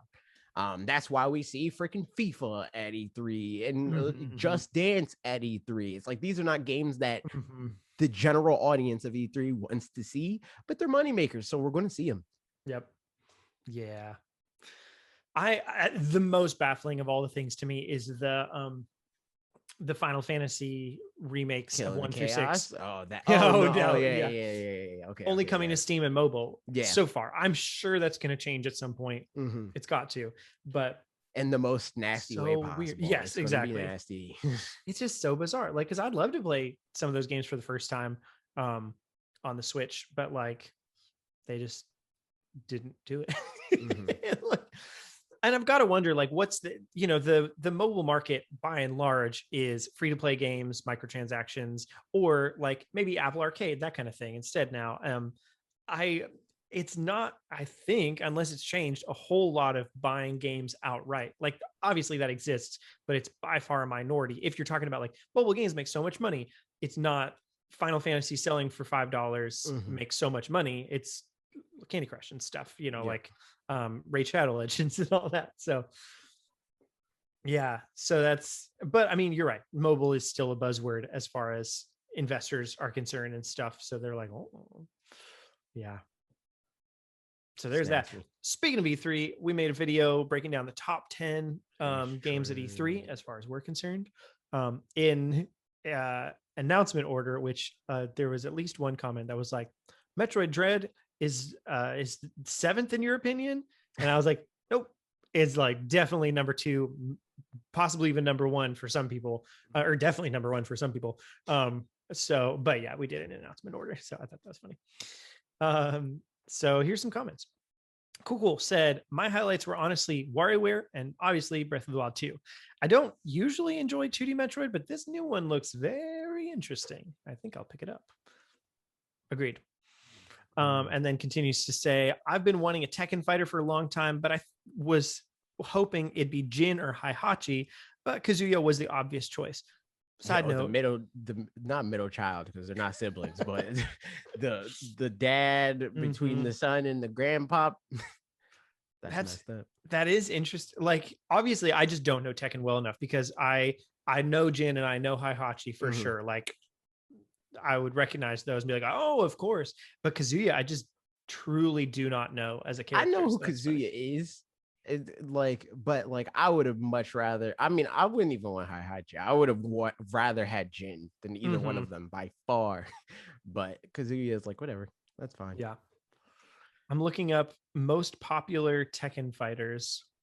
But this is by percent played, so that's not really, they'll go. Yeah, that's not going to be like the character that is like the most liked. It's most like recognizable, or the character that's the best one, yeah, and or easiest to play, yeah, and or most toxic. Asuka, for what it's worth, is number 1. Don't know who that is, but isn't that like their mom or something? Asuka Tekken. It's someone. It's a girl. I think that's Jin's mom. But I'm not sure.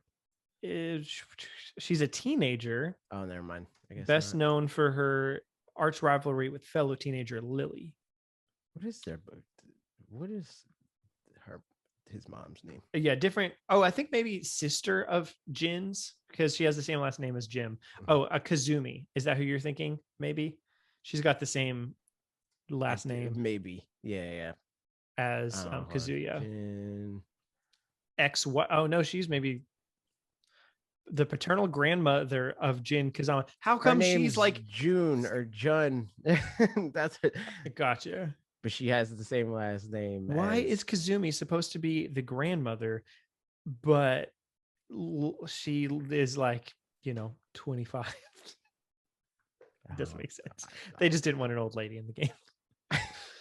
Or something. Ladies don't sell as well. I guess. Continuing on. So yes, Kazuya was the obvious choice. I was weirdly unenthusiastic about him though, but what we've seen from his gameplay footage looks like he'll be a complicated but fun character. So yeah, stays true to what Tekken is. LOL. And then finally, Nintendo and Microsoft, in my opinion, were the only ones with good shows. Everything else was complete trash. And yeah, E3 should just stop existing. I only like it because guaranteed direct. Yep. Same. It's true. Yeah. It's true. I agree with all these takes, other than I don't know anything about Tekken, but besides that. Yeah, I know very vague things. Put the little dragon man in this video game instead. I think he's just in Tekken 3 or Tekken 2, one of those two. He's a little dragon. Grimhane said, "Life is strange." That's it. That's the comment. Nah, game sucks because it doesn't look like the presentation thing. I didn't know you were in Life is Strange. Grimhane, I feel like you always are going to have interesting interests that I wouldn't have. Like, I wouldn't have pegged. Yeah, like I would have 1,000% guessed Among Us. Among Us, that checks out. Like yes, the type of person that does. The thing that didn't, like, I was surprised by Monster Hunter Rise. I was surprised by Monster Hunter. Yeah, for what it's worth. I was surprised by that. So. Because the way I hear most people talk about Monster Hunter is like, well, he likes PvE stuff. Like that's true. Yeah. So I mean, that makes sense. Life is Strange is probably more surprising than the other stuff. True. So what's next? That's the question. Grimhane, what do you think? What's your next obsession, Grimhane? Yeah. What's the one that you think we'd be most surprised by? And we'll let you know if we are. Jordan DeBest said, "My opinion on everything. I don't have enough $60 for everything I wanted to try out." 9 out of 10. This E3 felt a lot like the 2019 Direct, where it gave us tons of games at the end with tons of different varieties. Monkey Ball is king for me. Yo, that's hype. Monkey Ball being the biggest presentation, the biggest announcement. I wouldn't have expected that. Yeah, I think the 2019 one was it was okay. It was the 2019 September Direct that I felt was like, why is this happening? Because it was all stuff we already knew. But yeah, the 2019 E3 Direct, I thought it was pretty good. Especially because it talks about Breath of the Wild for the first time at the end, or the sequel. 88 Leads said, "After playing a few other games since completing Breath of the Wild last year, I finally got the DLC and started playing again yesterday. Falling back into that world felt wonderfully automatic. Now seeing the Breath of the Wild 2 footage today, my wife was wondering why I kept screaming. 2022 is definitely worth the wait for another perfect game. Question though, why would Nintendo drop major DLC for Super Mario Party and then announce a whole new game less than 2 months after?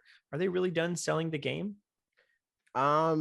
I think that they think that that's all they're going to get out of this, like sales momentum wise. They're like, all right, it's starting to slow down. We're going to get another one. I think the DLC was less of like a strategy for them. I don't think that they were like, we're going to do this because we're going to sell more copies. It was like, we're going to do this because we can. Yeah. And like, to make people that already own the game happy. It's like more of a seed for more brand loyalty. It's like, we're going to throw you a bone because you'll like us more at the end of the day. It's true. I mean, it gives positive PR to Mario Party before the next one comes out. Whereas by contrast, if they had put in the online when, like, after, like, if they'd been like Super Mario Party or Mario Party Superstars is coming out now, and then they're like, actually, let's put the online in the original Mario Party. People would have felt cheated. Yeah, exactly. Or at least been like, okay, I didn't even have to buy this other one. I just wanted the online. So I think if they wanted to make it a selling point for the new one, then that's, and with the extra features that I had of like being able to pause it and that kind of stuff, like that's, I think this was probably the best move. But you're right. Yeah, I agree with you, AJ, as far as like, I don't think that they'd expect that it's going to sell too many millions more than it does now, even though it probably, like, holiday wise, it would keep selling. If it was the only Mario Party, it would probably sell. Like, I think it would probably cap out at around 20 million, and they're like 8 away from that right now. Insane. Yeah. But they could make way more money. Yeah. If they just make another one, because that's going to sell 13 million, and then they make another one, and that will sell 13.5. You know, like, like, yeah. It's. I'll be interested to see reviews about this one and stuff. Like, the reusing old stuff, I think is, I mean, honestly, it's a good play. It's such a like easy play too, where like they just don't have to tweak anything. It's really an easy solution, because they're literally giving people what they want. Yeah, like, all right, you don't like the boards from the new game? Here's the boards from the old game. And hopefully, if nothing else, if they then make a Super Mario Party 2, like we were assuming they were going to in the first place, now they'll have learned from working on those other boards, even though they're just remaking them, like, kind of, it's like in Game Builder Garage, how you can see somebody else's code or whatever, and then you could build that and learn from it, you know, or something. Like, remaking something of somebody else's typically teaches you some stuff. So I feel like they could learn what's the stuff that people actually like about these, and then apply that forward, ideally. But if nothing else, you know, it'll be fun. It'll be classic games, classic boards, and a good old time. And lastly, from Brandon P, wasn't there no big holiday game announced for Nintendo? I'm guessing they're saving that for a Zelda port announcement shortly after Skyward Sword releases. I thought this was an interesting question. Could be. Well, yeah, we don't know about a holiday game. I mean, I kind of feel like we have a couple of holiday, maybe none of Pokemon, them are like Pokemon Diamond and Pearl sales wise is going to be a big holiday game, but they don't have a holiday game in the way that they usually do. Like, even when they do Pokemon remasters, there's usually something alongside that. I mean, I'd say Metroid Dread is what they're expecting that, but I was like tiered down because it's in October. Yeah, exactly. So like they had Luigi's Mansion, and then they had a holiday game after Luigi's Mansion. Which was what was that year? Wasn't it Pokemon Sword and Shield? Yeah. Yeah, I mean, I think Nintendo just doesn't seem to always have like a holiday game. Like, also their holiday game could have just been the combination of Arceus and Pokemon Diamond and Pearl, but Arceus got pushed or something. Yeah, so I think that's definitely a thing. It's like, just in general, games getting pushed. Like, you know, maybe something comes out in March next year that was supposed to be a holiday game, or, you know, like Animal Crossing came out in March that maybe was supposed to be a holiday game in the first place. Come out in March, that would be so hype. I know, it'd be great. So yeah, it's for me. It's like either it's going out in March. It's like I think I want Breath of the Wild 2 to come out in March of next year more than I would want it to come out this year. Like, I don't know, for the like parallel hype or something. It just feels more hype having a game like that early in the year, because like true. I can play freaking Pokemon will have me busy during the holiday. I'm fine with that. And then at the start of the year, I can freaking play Breath of the Wild. Like that would just be hype. That's true. I mean, for all things considered, like they could easily bring Breath of the Wild 2 to the Game Awards and then give it a release date then, and it could be March. You know, like, I'm not saying I expect that. I don't think that they will. I think that it's probably going to be a holiday game.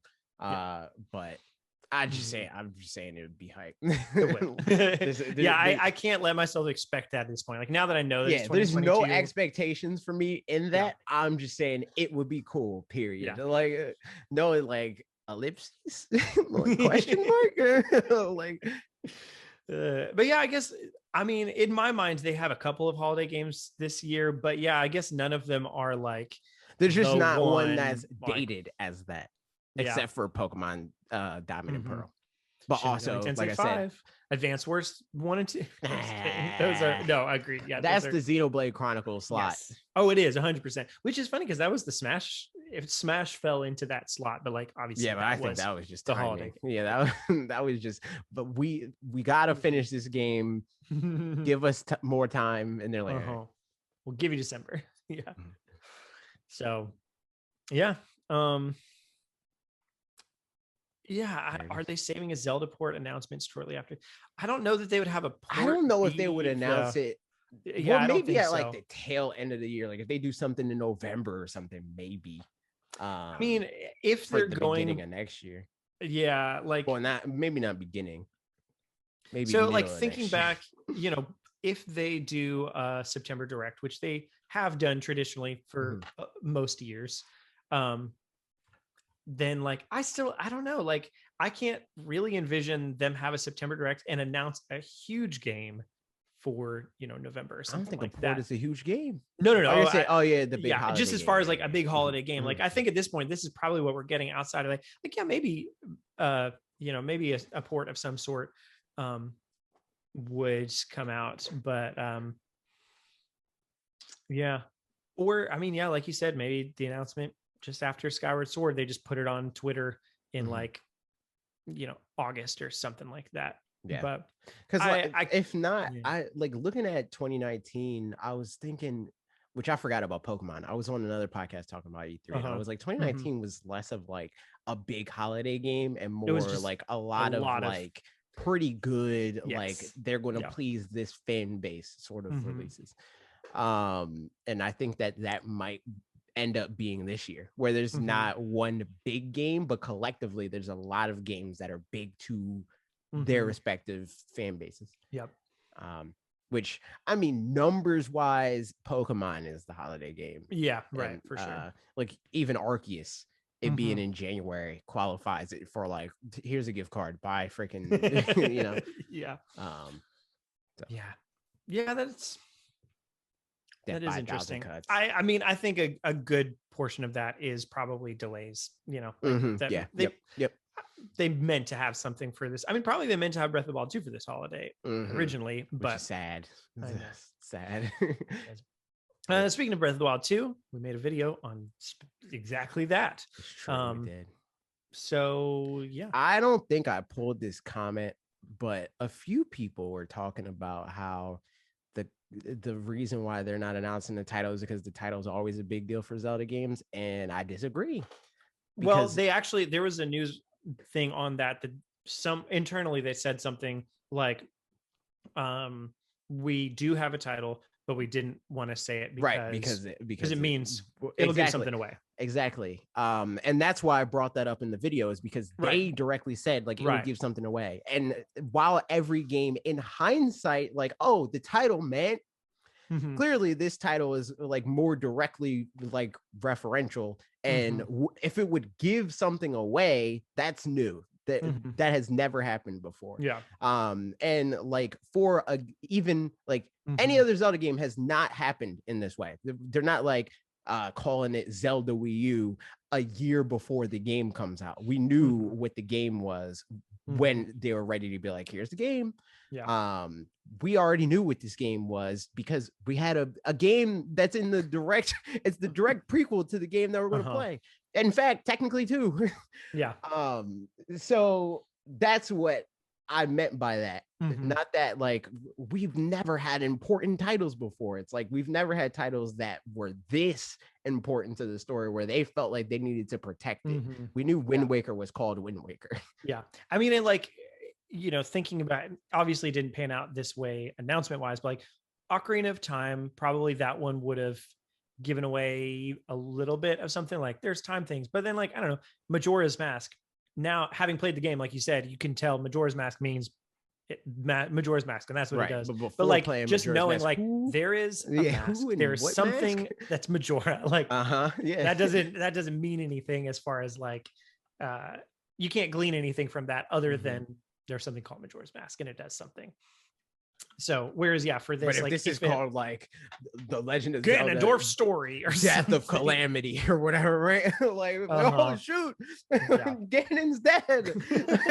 Like, or or if it has something about time in it, like that's it seems like from the trailer, the fact that people have pointed this out too, but that there's no Sheikah towers in the background when you look over the world, they're like, okay, that probably means something happened to them, so my guess would be something still time related, but who's to say?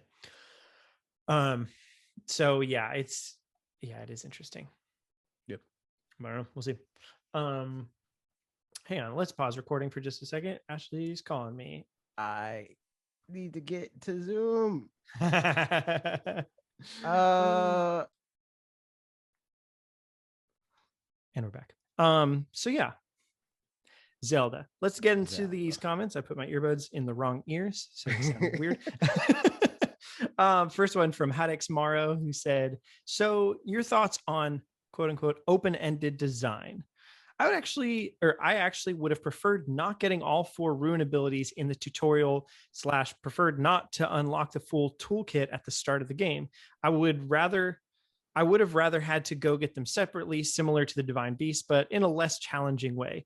This would make more shrines more interesting, as it means I could struggle on the puzzle, leave, and then like 2 hours later, I get the rule and then realize, oh, wait, this is how you do that shrine puzzle. And then I have a reason to go back to it. So better rewards for me exploring.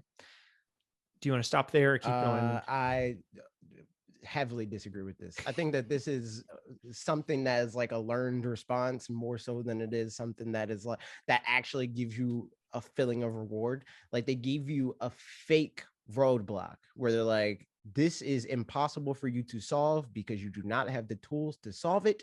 And then you come back and you feel that fake, like, oh, I get it now because they gave me the answer. I found the puzzle piece. I can finish the puzzle now. Like, that's not a puzzle. That's them withholding what you need to finish said puzzle. You didn't figure that out. You just got the thing that you needed. You know? I think the tricky thing is that, like, thinking about A Link Between Worlds, for example, where I haven't played it. I just only know this from hearing about it. So correct me if I'm wrong. But like in Link Between Worlds, you rent equipment, and those are the things that you do different puzzles with, or whatever, different shrines with, or something along those lines. That game is a much smaller scope. It's about the puzzles. It's about that loop and those kinds of things. So it works well to have that. And like, a lot of traditional Zelda games, that's what they're about, is adventuring, but then like spending a decent amount of time in dungeons or whatever, and kind of toiling around with those. And there is an element of that in especially the overworld, where it's like, oh, there's a heart piece up there and I see these things, but I don't know how to get it. And then later you get something, you come back to it and then you do it. The problem is Breath of the Wild isn't so much about puzzles with a small, or with a capital P. It's more about exploring, and that the world is puzzles. And like figuring out how to do the world. I'd argue that Breath of the Wild is more about actual puzzles. Right.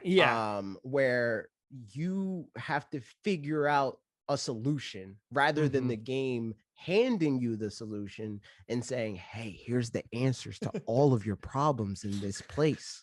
There you go. Like you're not really figuring anything out. It's like, oh, I got the boomerang here. I mean, especially because like in comparison to like a Metroidvania or something, where that's exactly how a Metroidvania works, is you get a tool and then you go back to the place, and then it feels good to be able to do that. In those, typically the world just isn't nearly as big as it is in Breath of the Wild. There's not as many of those kinds of places locking you out, where like, like thinking of Hollow Knight, there's probably 2 places that have this like black shroudy stuff that you can't do anything about, and you just see it and you're like, well, that's the thing. And there's one room that has like ground that kind of shakes a little bit when you stand on it, but that's it. And then at some point you get a power up and you come back to those places and you figure out how to get into those areas, and then you'll have to use that power up pretty often in those areas. In Breath of the Wild, there's so many places where the way to do something. Like there's plenty of times where you can do it using a bomb or using magnesis or using whatever, but there's so many times where the only way to get a chest out of underwater is using magnesis. And so you would have to go over the whole world 4 times for everything, you know. Yep. And that would be frustrating. There's just too many things to make them, you know, locked behind things, or they'd end up actually being not that useful because instead they artificially limit the number of things that would respond to those items, which is more like traditional Zelda. And that's what a lot of that stuff is. Like even in Metroidvanias, that feels rewarding, but it doesn't feel rewarding because it is rewarding. It feels rewarding because it was designed to feel that way. Like it was designed to be like, oh, I couldn't get through this, but now because the game told me, yes, I can. Like I think that it's significantly better design where the game never tells you no. You just have to be the one to find the yes. And the only purpose of those no's in that kind of game too is like, I mean, like you said, the rewarding bit, but then also that they can know, okay, this person's put in at least this amount of time going to this area, so I can build off of knowledge that they have of these other mechanics to be able to make more complicated things that at first might be too intimidating or something along those lines, where it's like, you know, it's very intentional progression, but yeah, if it was scattered all around the world, it's just like the way that they went about doing that in those older games, I feel like is the lazy way to do it. It's kind of like how in Mario Odyssey, right? Like they hide stuff that's like, you have to be very good to find this. Right. Like that, I feel like is respecting the player a lot more than to like assume that, oh, this person's not good enough to do this yet. So I'm going to arbitrarily lock their progression to ensure that this person is good enough to do this, right? I think that it's like Breath of the Wild does both of those things. Like it makes sure that you're good enough by only making it possible to get to this thing if either you're good enough to circumvent the requirement, like I talked about with like Rivali's Gale and like the other champion abilities that you get. You don't need any of them. But all of them make what is easier or possible for somebody that's very good possible for somebody that's not. And the runes, they don't necessarily like there's like smaller stuff like getting certain chests and stuff like that like you need the certain runes to do and stuff like that, or at least one of the runes, but the existence of the runes even makes stuff like that open-ended. Like there's chests that are like the way to get the chest is to use magnesis, but you could probably use a bomb to get it too, you know. Like there's not only is there option or like an answer to an actual puzzle that you can figure out there, but there's multiple. There's more than one way for each individual player to figure out how to do something.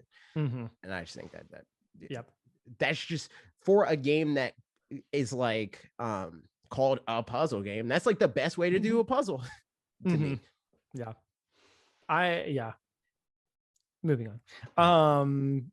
The second half of the comment says, I like the idea of optional challenges being locked behind progression without the idea of exploration or narrative progression being locked behind progression. You don't really need the runes except for shrines, which are optional content. You also need some for the Divine Beast, but I'm okay with that being a side quest you must complete before you can do the Divine Beast, like getting the Shock Arrows side quest for the Zoro Divine Beast. It just makes the game feel like there's more content when you have more things to do before you just win. But I know that much might just go slightly a bit against what you're hoping for with open-ended design and having it be as non-linear as possible. Yeah, I mean, I probably should have just read this part before we even talked about it. But like, I just think that the nature of the game would be such that it would actually be a nuisance. Like even if some of those things would feel more rewarding in some regards, at some point it would just become either they like go balls to the wall with it and they like fully implement it to where they'd be padding out the game threefold because you'd go back every time, like, you know, 3 times to every place to figure out what you need or any of that kind of stuff. Also, because it would feel kind of I'm going into a shrine now, and you go down there only to find out I legitimately cannot beat the shrine right now. Right. And that's all it takes for you to figure out. You figure out the solution there the second that you know you can't do it. Because you walk in there and like, this is impossible. Oh, I know how to do this. I have to get a MacGuffin.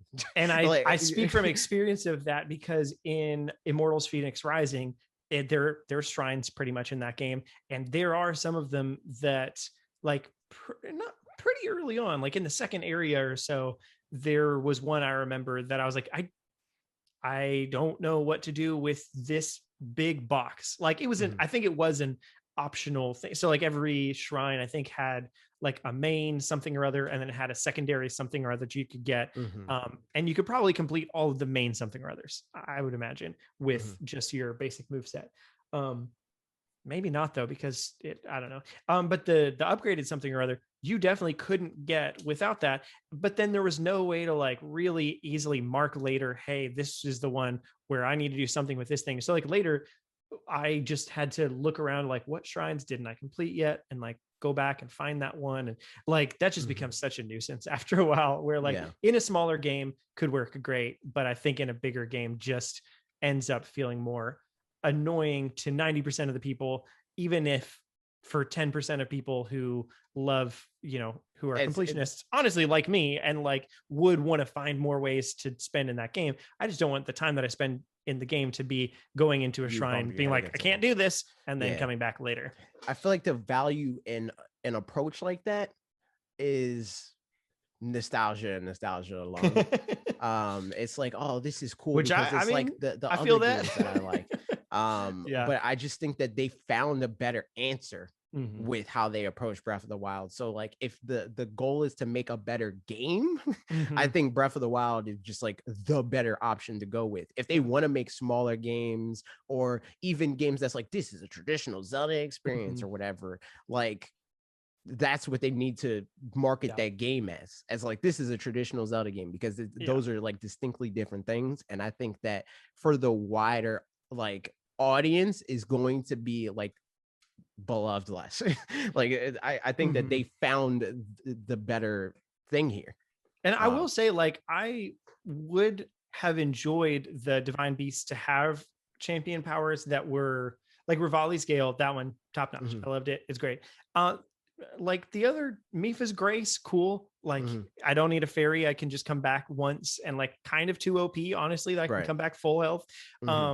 And like Daruk's Protection, cool. I think I actually turned it off after a while, because like sometimes it would activate when I didn't want it to. And then the what's her face is Urbosa's Fury. That one was fun. Like it was neat. But I did kind of want things that weren't just combat based and had more like more stuff that's for volley, right? Less, But I would still want all of the puzzles to be able to be done without those things, like they were, and those things to just make them theoretically more stuff easier, like if I want. Because they all have that same like thought process where it's like, you don't need this. Right. It makes it easier. But Rivali feels the most like, oh my God. Because it's related to every part of the game. How did I play the rest of this game without this? Because it's part of exploration, obviously, but it is also part of combat. There were plenty of times that I'd use Rivali's Gale to like fight Lionel and then like shoot it with arrows and stuff. So it's so hopefully that's something. Hopefully they do more of that, like with magic. I hope that's what magic feels like. Not I got this magical power in this very specific place, I wonder where I gotta use magic. But rather like, oh my God, I can get up to that thing without having to do all the extra crap that I had to do before I had to scale a 300-foot tall mountain and yeet over there with Rivali's Gale and then bomb or like I had to do all this crazy stuff, but now I just have this magical power, I can yeet up there, like stuff like that. I think is like the bare minimum for like power progression in a game like Breath of the Wild. Like, it needs to feel like it's essential because it's that useful, but not actually be essential. Because there's and there's stuff like in like shrines, right? Like, they're optional, but they're like optional lowercase o. Because like you kind of need them. Like, unless you're a god at Breath of the Wild, you kind of need to do some shrines. Like, you're not just everybody is going to be able to go straight up to Ganon with 3 hearts or 4 or 3. You can just do it with 3 if you don't yeet your stuff into anything. Like, you could just keep your orbs if you want. Not everybody's going to be able to just go to Ganon and then beat him as you come out. So it's not really optional. It is optional, but for most people it's not. But again, that's what makes it feel cool, where it's like it's optional. It's factually optional. Yeah, but it doesn't feel like it is because it's impossible. It feels to do it without at least doing a good amount of shrines, to have a decent amount of hearts, stamina, you know, because stuff like that, like the hearts and the stamina, which you can have or not, turns everything into a puzzle. If you want it to be, it's like I can do this with just 3 hearts. I can do this without maxing out my stamina. I gotta figure out how to do it, but I can do it. Moving on, jumping on everything said, I definitely want them to bring back the weapon durability personally. The only problem I could see them not being able to fix is being unable to defeat strong enemies because you ran out of weapons. However, this is arguably not inherently a problem and can keep the player away from more dangerous areas until they're overall stronger or promote a more stealthy type of play. Yeah, I agree with this. I was playing, I was doing the Eventide Island yesterday. And I disagree with the thing where it's like you need strong weapons to beat stronger enemies, because especially once you level up your runes, you could kill every enemy in the game with just using the runes.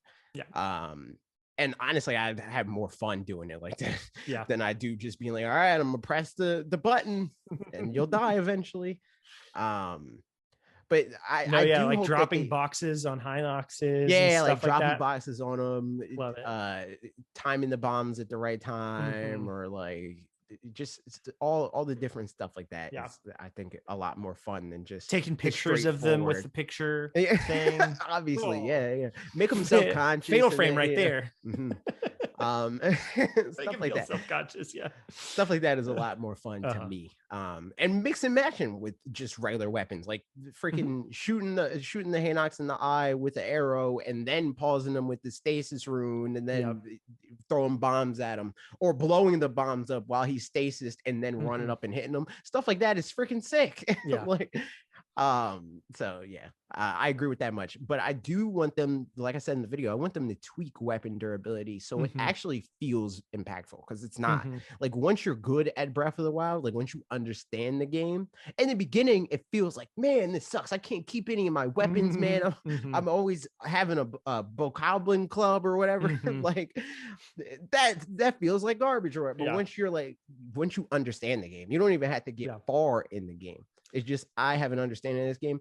I don't need the strongest weapons. So I always have them on me, because I'm like, this is just a freaking black bokoblin or whatever, right? Like, he's strong, but like he's not smarter than I am. So I don't need to use my weapon. I can just kill him with my runes, or use a weaker weapon to take care of him, or run him over with my horse, or you know, like, there's so many options that you have that you just end up hoarding all your weapons. I watched a video from the channel Rasputin, who suggested a solution for it that I thought was pretty good. It's probably even more detailed than I'm remembering now, but basically that breaking your weapons has a benefit in that, like, you get something equivalent to like ancient shards or something like that, where like every time a weapon breaks, and like the better the weapon, the better the reward from it. Like if you break a stick, like you're probably not going to get anything, or maybe like the tiniest thing, like a small ancient shard or something, but that those would be related to progression of being able to in the same way that you use like star fragments to at the fairy fountains to, you know, bolster up your armor or whatever, same kind of thing. The ancient shards do something, you know. I think like that would fix the or like it would incentivize people to like burn through their weapons and cycle through and try new stuff. But it wouldn't fix the problem of like you feeling too overpowered by the time you get the game. Right. Because then you can be like, all right, well, I'll just burn through all my weapons so I can get even better weapons, and then break those weapons and get even better weapons. You know, that's what I like. There is a better, the way he suggested it. There was something, I don't remember what you do with those shards, but it was something or other that felt pretty balanced. But yeah, that's definitely a problem, is like by the end of the game, you're just too strong. Like that's, which like, I mean, it's fun to feel too strong in some regards, but at the same time, it does make for like the final battle with Ganon. I didn't die. So like that, I think probably I should have died, you know? Like, I think if they want people, and again, just like Breath of the Wild, I mean, just like Animal Crossing and Pokemon and stuff like that, they don't really care if you play this game forever. But I think it would be a lot easier to get people to want to play the game forever if you don't get to that point where you feel like you understand it and you see the seams. Because that is the part, like that's when I fell off of the game, and the only thing that got me back to understanding fully, like I get it in theory in my head, where it's like I know why this worked and I know why I loved it when I loved it as much as I did. But in hindsight, or currently playing in my like maxed out file and I got all this stuff and blah blah, it's not as fun because I'm never on my toes like you are for like the first quarter of the game. And I think if they can coast at feeling like you're competent and you're not like just like in the beginning game when you have pretty much nothing, but like a middle ground where it's like you feel like you can defend yourself, but you never feel like you're above everything else in the world. I think can keep the game interesting a lot longer. Yeah, I definitely agree. Seven said, I like your idea of being able to swap between Boy Zelda and Princess Peach. And now you've got me wondering if they'll let us do that on the fly, or if you have to choose one to play as at the beginning of the game and the other gets yeeted down the hole. In Dishonored 2, they did the latter, where even though you played as Corvo for the whole of the first game, if you choose to play as Emily in the second, Corvo gets turned into a statue and vice versa. It'd be really sad if they made us choose between the two main characters, Breath of the Wild 2, and then just chuck the other never to be seen or heard from again. At least if you can't play as both, it'd be nice if the other still played a major role and was more of a companion than a MacGuffin. Yeah, I agree. I completely agree with that. I also still hope that they do the Portal 2 thing. Like I hope they take it like how Breath of the Wild 1 took a lot of inspiration from Portal. I want Breath of the Wild 2 to take inspiration from Portal 2. Yeah, it's like there's definitely, again, I've said this so many times now, but there's something going on with time in the game, just mechanically or whatever, where like I think the ground level and the sky level like are just either like right now the way they're showing it are just different. Like there's you can't just go between them just like willy-nilly as if it's just you can't just go through like fast travel between one to other. And like there's, or even if you can do it quickly, it's because there's some kind of like time mechanic or different character mechanic. But yeah, not just like regular fast travel, like I'm gonna boop up there and boop back down. It's not going from Kokiri town or whatever to freaking the Temple of Time and being good. So I really don't know what it is, but yeah, it would be cool if like Zelda being yeeted down the hole is something. But yeah, I don't know. I think it'd be cool to be able to switch out as both of them, like we said in the video, but who knows? Kate said, my new go-to theory about the arm is that it's somehow related to Midna or just the Twilight in general. The hand, when it's blue with the long fingernails, looks a lot like Midna's true form hand, even the way it's posed. And the symbol on the new Zonai looking shield reminds me a lot of her tattoos. I could be wrong, probably am, LOL. But I'm wondering if maybe whatever this new Zonai magic is somehow related back to the Twilight. Interesting. I had to pull Kate's comment. I was just when I pulled comments, her comment was the one I was like, all right, I know she's commenting something because her Twitter has just turned into the Breath of the Wild speculation account for the most part. I was like, yeah, I gotta grab that. Yeah, that's Midna. I don't remember what her tattoos look like. Okay, I can. I don't know. That'd be cool. Like, yeah, I mean, in any case, I love the idea that with Breath of the Wild and Breath of the Wild 2, they're kind of like they're bringing in Skyloft. They talked about Wind Waker a little bit, right? Like that they're bringing all these things together. Yeah. Because the first game's referential of Zelda, a little bit of a lot of all of them, but there's more of some other ones. Like there's more Ocarina of Time, and there's more of like the original and stuff like that, and they're just like slight references to other games. That would be cool if this one focused more on the ones that those games focus less on. Exactly. Yeah. Or that game focused less on. Yeah. So yeah, that would be cool. If Midna is coming back in some way. Yeah, it's this game, y'all. It's gonna be forever till it comes out, but I can't wait. So sick, dude. I'm ready. And that is it from our videos. And now we've got some Q&A, and let's get into it. So YouTube community, I did ask folks which of the games or which announcement they were most excited for. How did I word it exactly? Yeah, what was your favorite announcement from Nintendo's E3 this year? 32% said sequel to Breath of the Wild. 53% said Metroid Dread. 3% Smash DLC. 6% WarioWare. 7% other. So Metroid Dread is winning by a hefty bit. That's more than I would have expected. I mean, first time seeing a game, like, because that's not also, I think somebody mentions this in the comment, but well, yeah. So like first one, Spaceman Spiff, which again, I love the Calvin Hobbes reference, said, I'm more excited for Breath of the Wild 2, but it wasn't announced in this direct. We already knew about it for 2 years.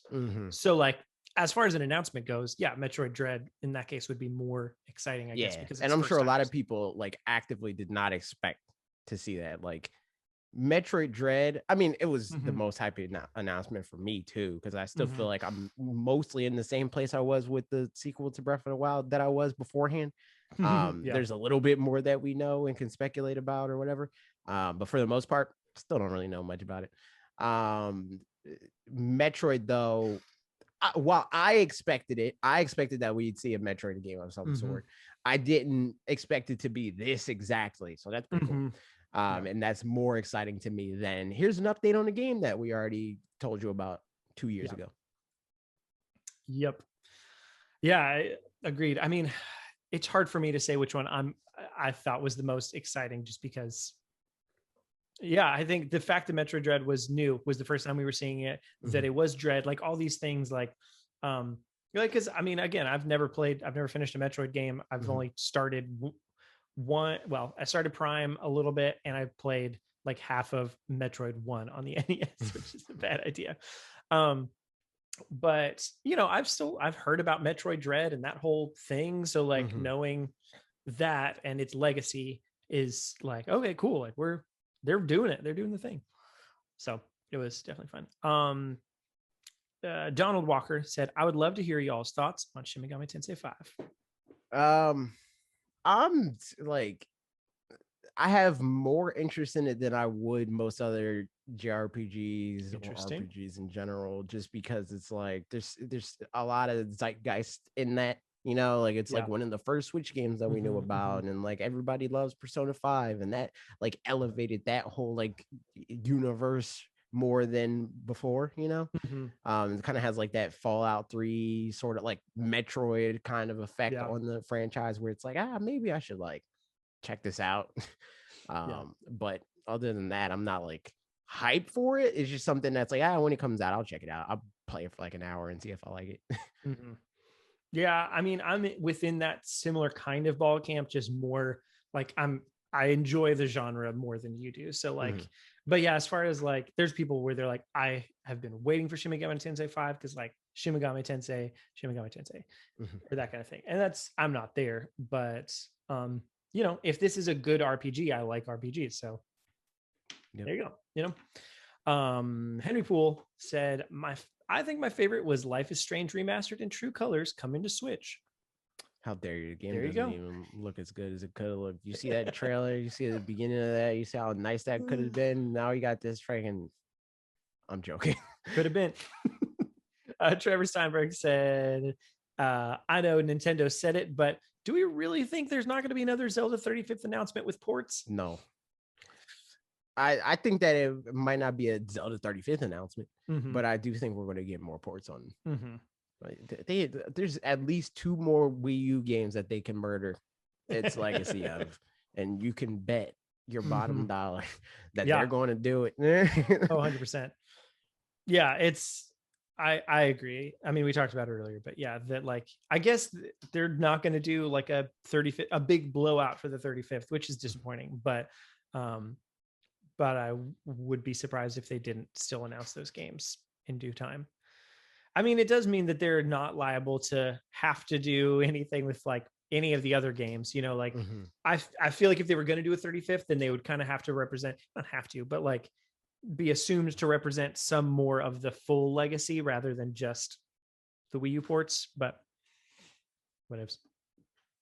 Ben Chacon says, I'm really excited for the Advance Wars reboot. It gives me hope for Golden Sun and F-Zero. Nice. That's what's true. I mean, I feel like everybody that has a Nintendo franchise that they like, if you're even vaguely interested in Advance Wars, it might be a good idea to pick it up. Yep, totally. I mean, agreed. Like, I mean, especially as far as like this is a way that they figured out that they can just make a reboot, get somebody else to do it, and then see what people's interest in the franchises in general. And like, you know, even Pikmin 3 Deluxe was the best-selling Pikmin game, and it's a port, so like it's not going to be as good as it doesn't sell as well as a new game, but still obviously sold the best of any of them, so like it's worth it, you know. Exactly. I think games like that doing well is good for everybody, because then the whole stereotype of like, oh, all Nintendo makes is Mario, Zelda, and Pokemon, and it's like, I mean, well, buy more than Zelda, Mario, and Pokemon then. Yep. Topic Crew Games and Geeks said, I'm happy that Advance Wars 1 and 2 are getting a remake because it gives me hope for other games from GBA. Still hoping for Golden Sun. That was not the same comment. That's a whole separate person that said a similar thing. I'm down. Diddy Kong said, Advance Wars. Yo, a celebrity. I loved Mario plus Rabbids 2, WarioWare, Cruisin', Breath of the Wild 2, and Metroid Dread, but Advance Wars came out of nowhere. It's true. Yeah. It did. Skull Kid said, I'm another surprised, celebrity. I'm surprised Metroid got more votes. This better mean the game sells well, because people say they want another, but they never buy it. It's true. But also, I think that I mean, we talked about it, but I think this game has more working toward working in its favor than any other Metroid before it has. So yeah. I mean, especially because there was a while there where like Metroids were coming out all the time. So it probably felt like one of those franchises that if somebody wasn't interested, they could feel like, I'll just wait for the next one. Yeah, exactly. Yeah, exactly. Whereas now it's been so long, and like, yeah, I mean, it's been so long since a game that that everybody unanimously likes as well. Like Prime 3 was probably the last one that like people unanimously liked. There's like asterisks and stuff. Like, even though like Samus Returns is probably good, I don't know. I didn't play That's it. True. It came out at the tail end of 3DS, and we're like already on to Switch at that point. It's like, I don't care about that. So even though you're right, quality wise, people unanimously liked it, but the fact that it was on a platform that nobody was going to buy it on was the problem. Yeah. So yeah, I mean, I think it's, I mean, we talked about it earlier, but yeah, I think it's got a great chance of actually selling well, which is dope. Trey Spiller said, I mean, the rest are kind of meh, and the Breath of the Wild trailer still left it pretty unclear until we get more. Won't live up to the hype of the initial announcement. That's fair. Yeah. There you go. And Moogie said, Advance Wars. Nice. There you go. Advance Wars has the most votes. I know. Like, as far as comments are concerned. I guess we should make some Advance Wars videos. I'm surprised. Well, I'm not surprised I haven't made an Advance Wars video, but I'm kind of surprised that you haven't made an Advance Wars video up until now. Like that. I mean, yeah, it's not a series that I've thought to talk about very much because I haven't played any of the games. So it's, but yeah, interesting. Yeah, I mean, it's something I'm like, I'd like to pick up the reboot for a lot of reasons. Yeah, so. I mean, that's the only like the hard part, I guess, because like if there were games like on the virtual console or whatever the heck, you could have just made a video going off of what you played there. But like to make a video about what you want from a Advance Wars game on Switch, you got to get the Advance Wars game on Switch. Yeah. It's true. All right. Questions from Twitter. Chris the Butte asked, what pet should I get you guys? A puppy or a kitten? Present your arguments, please. I love all animals, so I'm not one team or the other. I think we're probably both going to vote for the same thing. I am going to have a more nuanced view than apparently you're going to. Okay. So, well, I say you get a puppy. Yeah. Kittens are fine, but eventually they turn evil, dude. It's just like inescapable. I mean, I assume you, because I have 2 dogs, you think I would say a puppy. Oh, wait, you rather have a cat? You don't I like grew up exclusively cats. Like these are my first 2 dogs that I've ever had. That said, though, to me, it totally depends on the amount of time you're going to be. I mean, you probably know this already or think it already, but like if I'm going to be around the house a lot, then dog. And if I'm not, and if I'm going to be out and about and the animal's going to have to fend for itself more often than not, cat 100%, because they're just like, they're more independent and like, you don't have to worry about them that much. And cats are definitely more temperamental as far as like not being super cuddly for the most part. I mean, it depends on the cat, but I think, I think that cats that grow up with dogs are the best combination. Honestly, I could see that. That's true. They kind of learn some things, but like, yeah, I also found that like, I think cats just like their people. And there are some cats that are just friendly to everybody anyway. But even cats don't like cats a lot of times, especially if it's like you bring a newer cat into the house. No, that's awful. I don't mean cats like in their own kind. I mean cats like in their own humans. Like, okay, yeah. Like if you have your own cat, then like chances are that cat is gonna like. You're going to be like, okay, I see what it's all about. But I mean, which Chris, that's obviously not an issue for you. But even that, I think it's hard because like, I feel like a lot of cats, they have like the kind of like, you know how it's like the stereotype with dads that don't want a pet, but then they get a pet and then they're the one that likes the pet the most, but they still aren't like, it's not like, man, I love that pet. It's like, I like the pet, but I'm not going to admit it to you. That's the kind of like, that's how a lot of cats feel about their person, where they're like, I like you, but I'm not going to tell you I like you. Like a dog is like, nah, fam, you're the best. Like, yeah. But like that said, if you have a dog and you're just going to leave it at the house all the time, like it's going to be real sad. If you leave a cat at the house all the time and you hang out with it twice a day, it's going to be like, this is my house. This is all I ever wanted. All I ever wanted was to be left alone. Yeah. That's why we have 2 dogs. I'm very glad now that we have 2 dogs. Cause like we can't, like they can't be trusted around our baby yet because we don't know exactly what, just if they're excited, like, then they could like jump up on her and do whatever. So at some point we'll all be able to be a happy family all together. But for right now, they kind of have to hang out just the 2 of them together pretty often, which is a little sad, but at least it's the 2 of them and not just one of them.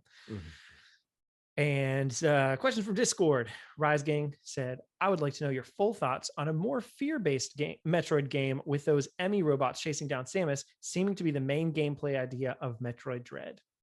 It gave me Kirby's Epic Yarn, extra Epic Yarn vibes. With the Diablo mode or whatever it is. Devilish mode or something. Devilish mode. It gave me those kind of vibes where I was like, I had fun with that. That made me like that game way more than I would have otherwise. So I think that I'd probably like the Emmys in that game. That might make me like Metroid more than I would have otherwise. The thing I'm curious about with it is how I'm guessing that it's gonna like they're gonna build mechanics on itself as far as how you interact with the Emmys and stuff like that, because like that would just make sense, as opposed to, I know in Samus Returns, they had to deal with what Samus 2 already was. I mean, Metroid 2 already was, and then work off of that. But I know people said that like there was some part of it that kind of got tedious as far as like there's a certain amount of Metroids, like you have to beat a bunch of Metroids or catch a bunch of Metroids or something like that. But they have similar patterns to each other. Like there's kind of a couple archetypes, and so it gets kind of repetitive after a while. So I hope with the Emmys that they keep that each one becomes like more and more interesting. And otherwise it could feel really easy to be like the Breath of the Wild thing you said before, where it's like, you just feel like, I know how these work, and I don't have to worry about it. But even if that just depends the environment on how long the game is and like that sort of situation, because I think that sets in with Breath of the Wild, because you're in it for so long. Yeah, right, exactly. So yeah, as long as it's not like another Emmy area where I know what I'm gonna have to do, or kind of like best example being the Bowser's Fury thing. Like I really enjoyed that for the first little while, but when I was 100%ing it towards the end, it was like, oh my god, okay, Bowser's Fury, like cool, whatever. So fingers crossed they do that well. But I love the idea of of that, and it's specifically they seem to be in certain areas of the game, so you can know when they go through like those pixel door situations. It's that's an Emmy room. Yeah, so yet to be seen, but I'm sure it'll be good. I like the idea of the fear-based. I mean, we made a video, I don't know, Rise Gang, if you were around at the time, but we made a video in 2019 about making a horror Metroid game for Halloween. And Max was in it, and we had a good old time. And he talked about the SAX from Fusion. Last but not least, Mega Man, what's your all-time favorite burger? Hashtag Fanatics Foods. A barbecue burger of some kind. I don't know. I can't think of like a name of a burger. It's just like, I'll have that on the burger and that on the burger and that on the burger. That sort of situation. Yep. I remember one time having a burger that I was like, this is the best burger that I've ever had.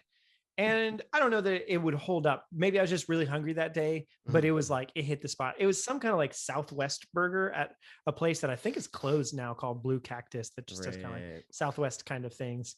But I remember having that and just being like, this is the best burger I've ever had. The best burger of all time. But I don't know. I also similarly barbecue type stuff is like a pretty good go-to as far as what's on there. But honestly, I mean, I also like if it's a good, it's kind of like for anyone who watches Parks and Rec, like a Chris Traeger versus Ron Swanson situation where AJ, there's this episode of Parks and Rec where Chris Traeger is Rob Lowe. And so he's very like high functioning, kind of very particular type guy. Yep. And he's like, I will make the most exquisite burger with the best ingredients and blah, blah, blah, blah.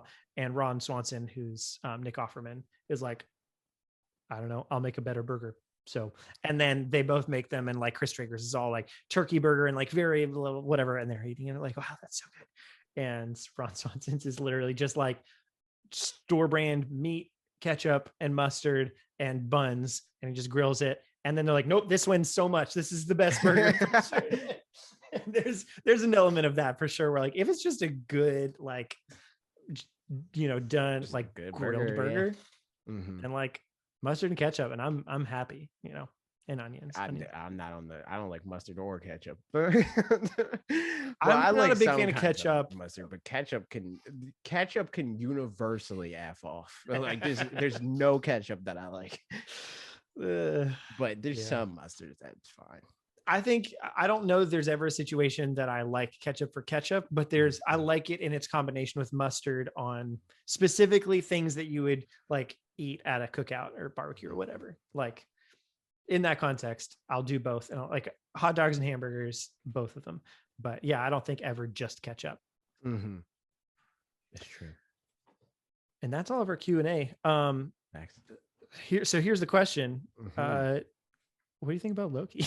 Did you watch the second episode? Yeah. All right. For anybody who hasn't watched Loki, peace out.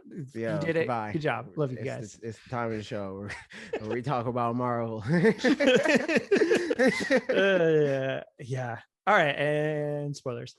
Yes, we watched it on the day it came out, and I'm very much enjoying that show. It's a good show. We were saying if the scene of nothing matters, that scene where he's like at Pompeii and like checking stuff out, like if that doesn't become a meme, we've failed the world. Like that was true. I mean, well, I'm surprised it's not already a meme. I know. Yeah. Maybe people are being cognizant of spoilers, but yeah, maybe. I don't trust the collective internet that much. I know, me neither. I just feel like maybe I don't follow the wrong people, I guess. Mm-hmm. But yeah, no, I'm in. It looks cool. the Lady Loki thing, I feel like watching people's YouTube channels and stuff like that made it less surprising. Like new media rock stars. Yes. Like, I was like, oh well, this is probably going to be the thing then. And it was Lady Loki, and I was like, oh, that's neat. Yeah, cool. And I don't know how I feel, because like same kind of thing with Agatha Harkness in WandaVision. Like everybody was saying it's going to be Agatha Harkness, and then it was, but I kind of prefer that versus being like, I don't even know Agatha Harkness is a person, and it's like, haha, it's me, Agatha Harkness, and you're like, okay. Yeah, it's like, okay. So something about this, I mean, just the fact that like it's a girl, it's not a guy, is definitely a more close to home reveal than a full character that we're supposed to know things about that we didn't know things about or whatever. Right. But I agree. Yeah, we watching episode 2, we were both like, it's Lady Loki. It's Lady Loki. I do wonder though, somebody pointed out that her name in something is Sylvie. Yeah. It's like in the people pointed out Spanish, that that's the or something like that, like the Spanish credits. But that's the name of the Enchantress, which I don't know anything about the Enchantress other than stuff. But I do wonder if they just merged those two characters together. Like they've done that some in the MCU, I think, where they're like, this character and this superhero are now just kind of like the same person. So I wonder if maybe there's an element of that where like that thing, but I don't know anything about her to really know that, other than she did the like, stuff. I wonder if she is going to be like, because like Marvel and a lot of stuff now makes like the villain ambiguous, where it's like, is it a villain, or it might be Killmonger, dude. Like maybe he's a good dude, but he just does it by the wrong means, or is she just straight up like a good guy and she is doing what she should be, and then we find out that the time variance authority is the bad guy, and it's like, well, you guys just want the world this very specific way because it helps you or whatever, right?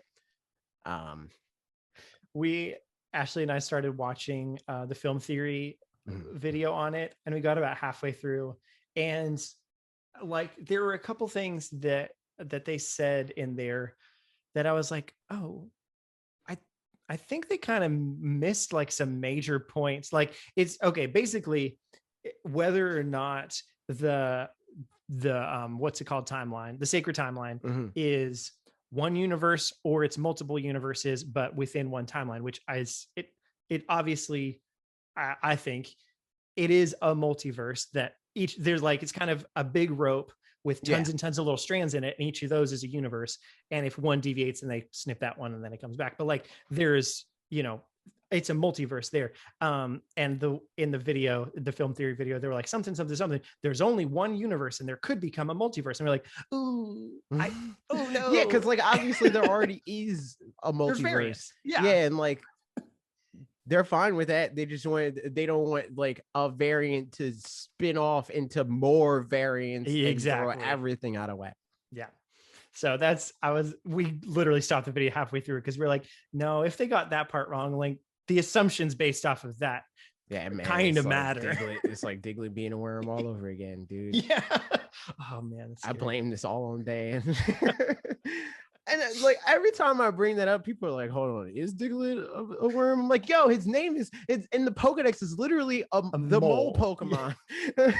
Like he's a mole. He's big mole. Yeah. That is so funny to think about. Yeah, what do we just assume Diglett's body under there is just like a full-on rodent? I like maybe he just has like little feet under there. He's like oblong. Yeah. That's kind of scary to think about, honestly. But like, I mean, obviously it's correct as opposed to a worm. Whatever it looks like, it's not a worm. It's like the way I see Diglett is like the dirt. That like directly under that is his like arms, and they're like hanging on like on top of the ground almost, and then his feet are like hanging down, like on the bottom. I can see that. Small. So is Dugtrio 3 separate ones of them? Yes. Or okay. I would think so too, but like maybe it's one body with 3 heads, and that's creepy. Maybe it's a cat dog situation. And they have no fog situation, if you will. True. But yeah, Loki's it's fun. I'm enjoying it a lot, just in terms of like the tone of it is neat, and like I wonder if this is like, because they do it with all the shows where it's like, is this gonna like connect directly into freaking multiverse of madness? Like, where's he gonna be? I wonder if this actually will, because like this is like set up to be that, or at least like it's the thing that will allow them to not deep dive into what a multiverse is and why that matters, and because they kind of already did it multiple times already, so they can just get into it. And then when something happens that's like, oh my god, the time variance authority is going to be pissed that Wanda did that. I'm like that is, I definitely agree with what you said before, of like probably the time variance authority is bad guys, because like, I mean, just in general, they're like, even if they're not the bad guy, somehow like they're bad guys, they're because all bad just like guy. like somebody. it does suck that like I think it was the new Rockstar's video from today or something, or maybe the Screen Crush one, I don't know, but the fact that Loki literally was just doing one of his many shenanigans, and this one was like, well, you're going to get obliterated for this. They're like, this one, we don't like that one, switching and like going somewhere else. like okay, that's his whole thing. It is. He exists for that reason. Yeah. So the question too is like, does he, in the next episode, do he and Lady Loki team up in some regard, or I don't know. It looks like that, because like she was like, at first it was like adversarial kind of. I don't know if Loki was like, man, I'm better than you, like if that was just like his whole motivation, where he's like, I'm better than you and I want to beat you because I'm better than you, period. And then she's like, this isn't about you. He's like, shoot, it's not about me. I'm gonna help her out now. Yeah, that's a good point. And like that, he's starting to see the, I mean, he already saw the cracks in the seams of TVA and stuff, but it'll be fun. I'm down for it. I just love all these things setting up other things, and it's very good. Wait. It's very good. They're good at what they do. Yep. So, all right. Well, we're done doing what we do. I don't know if we're good at it or not, but let us know in the comments. Like, comment, subscribe. Indeed. Thank you for listening. Goodbye. Peace.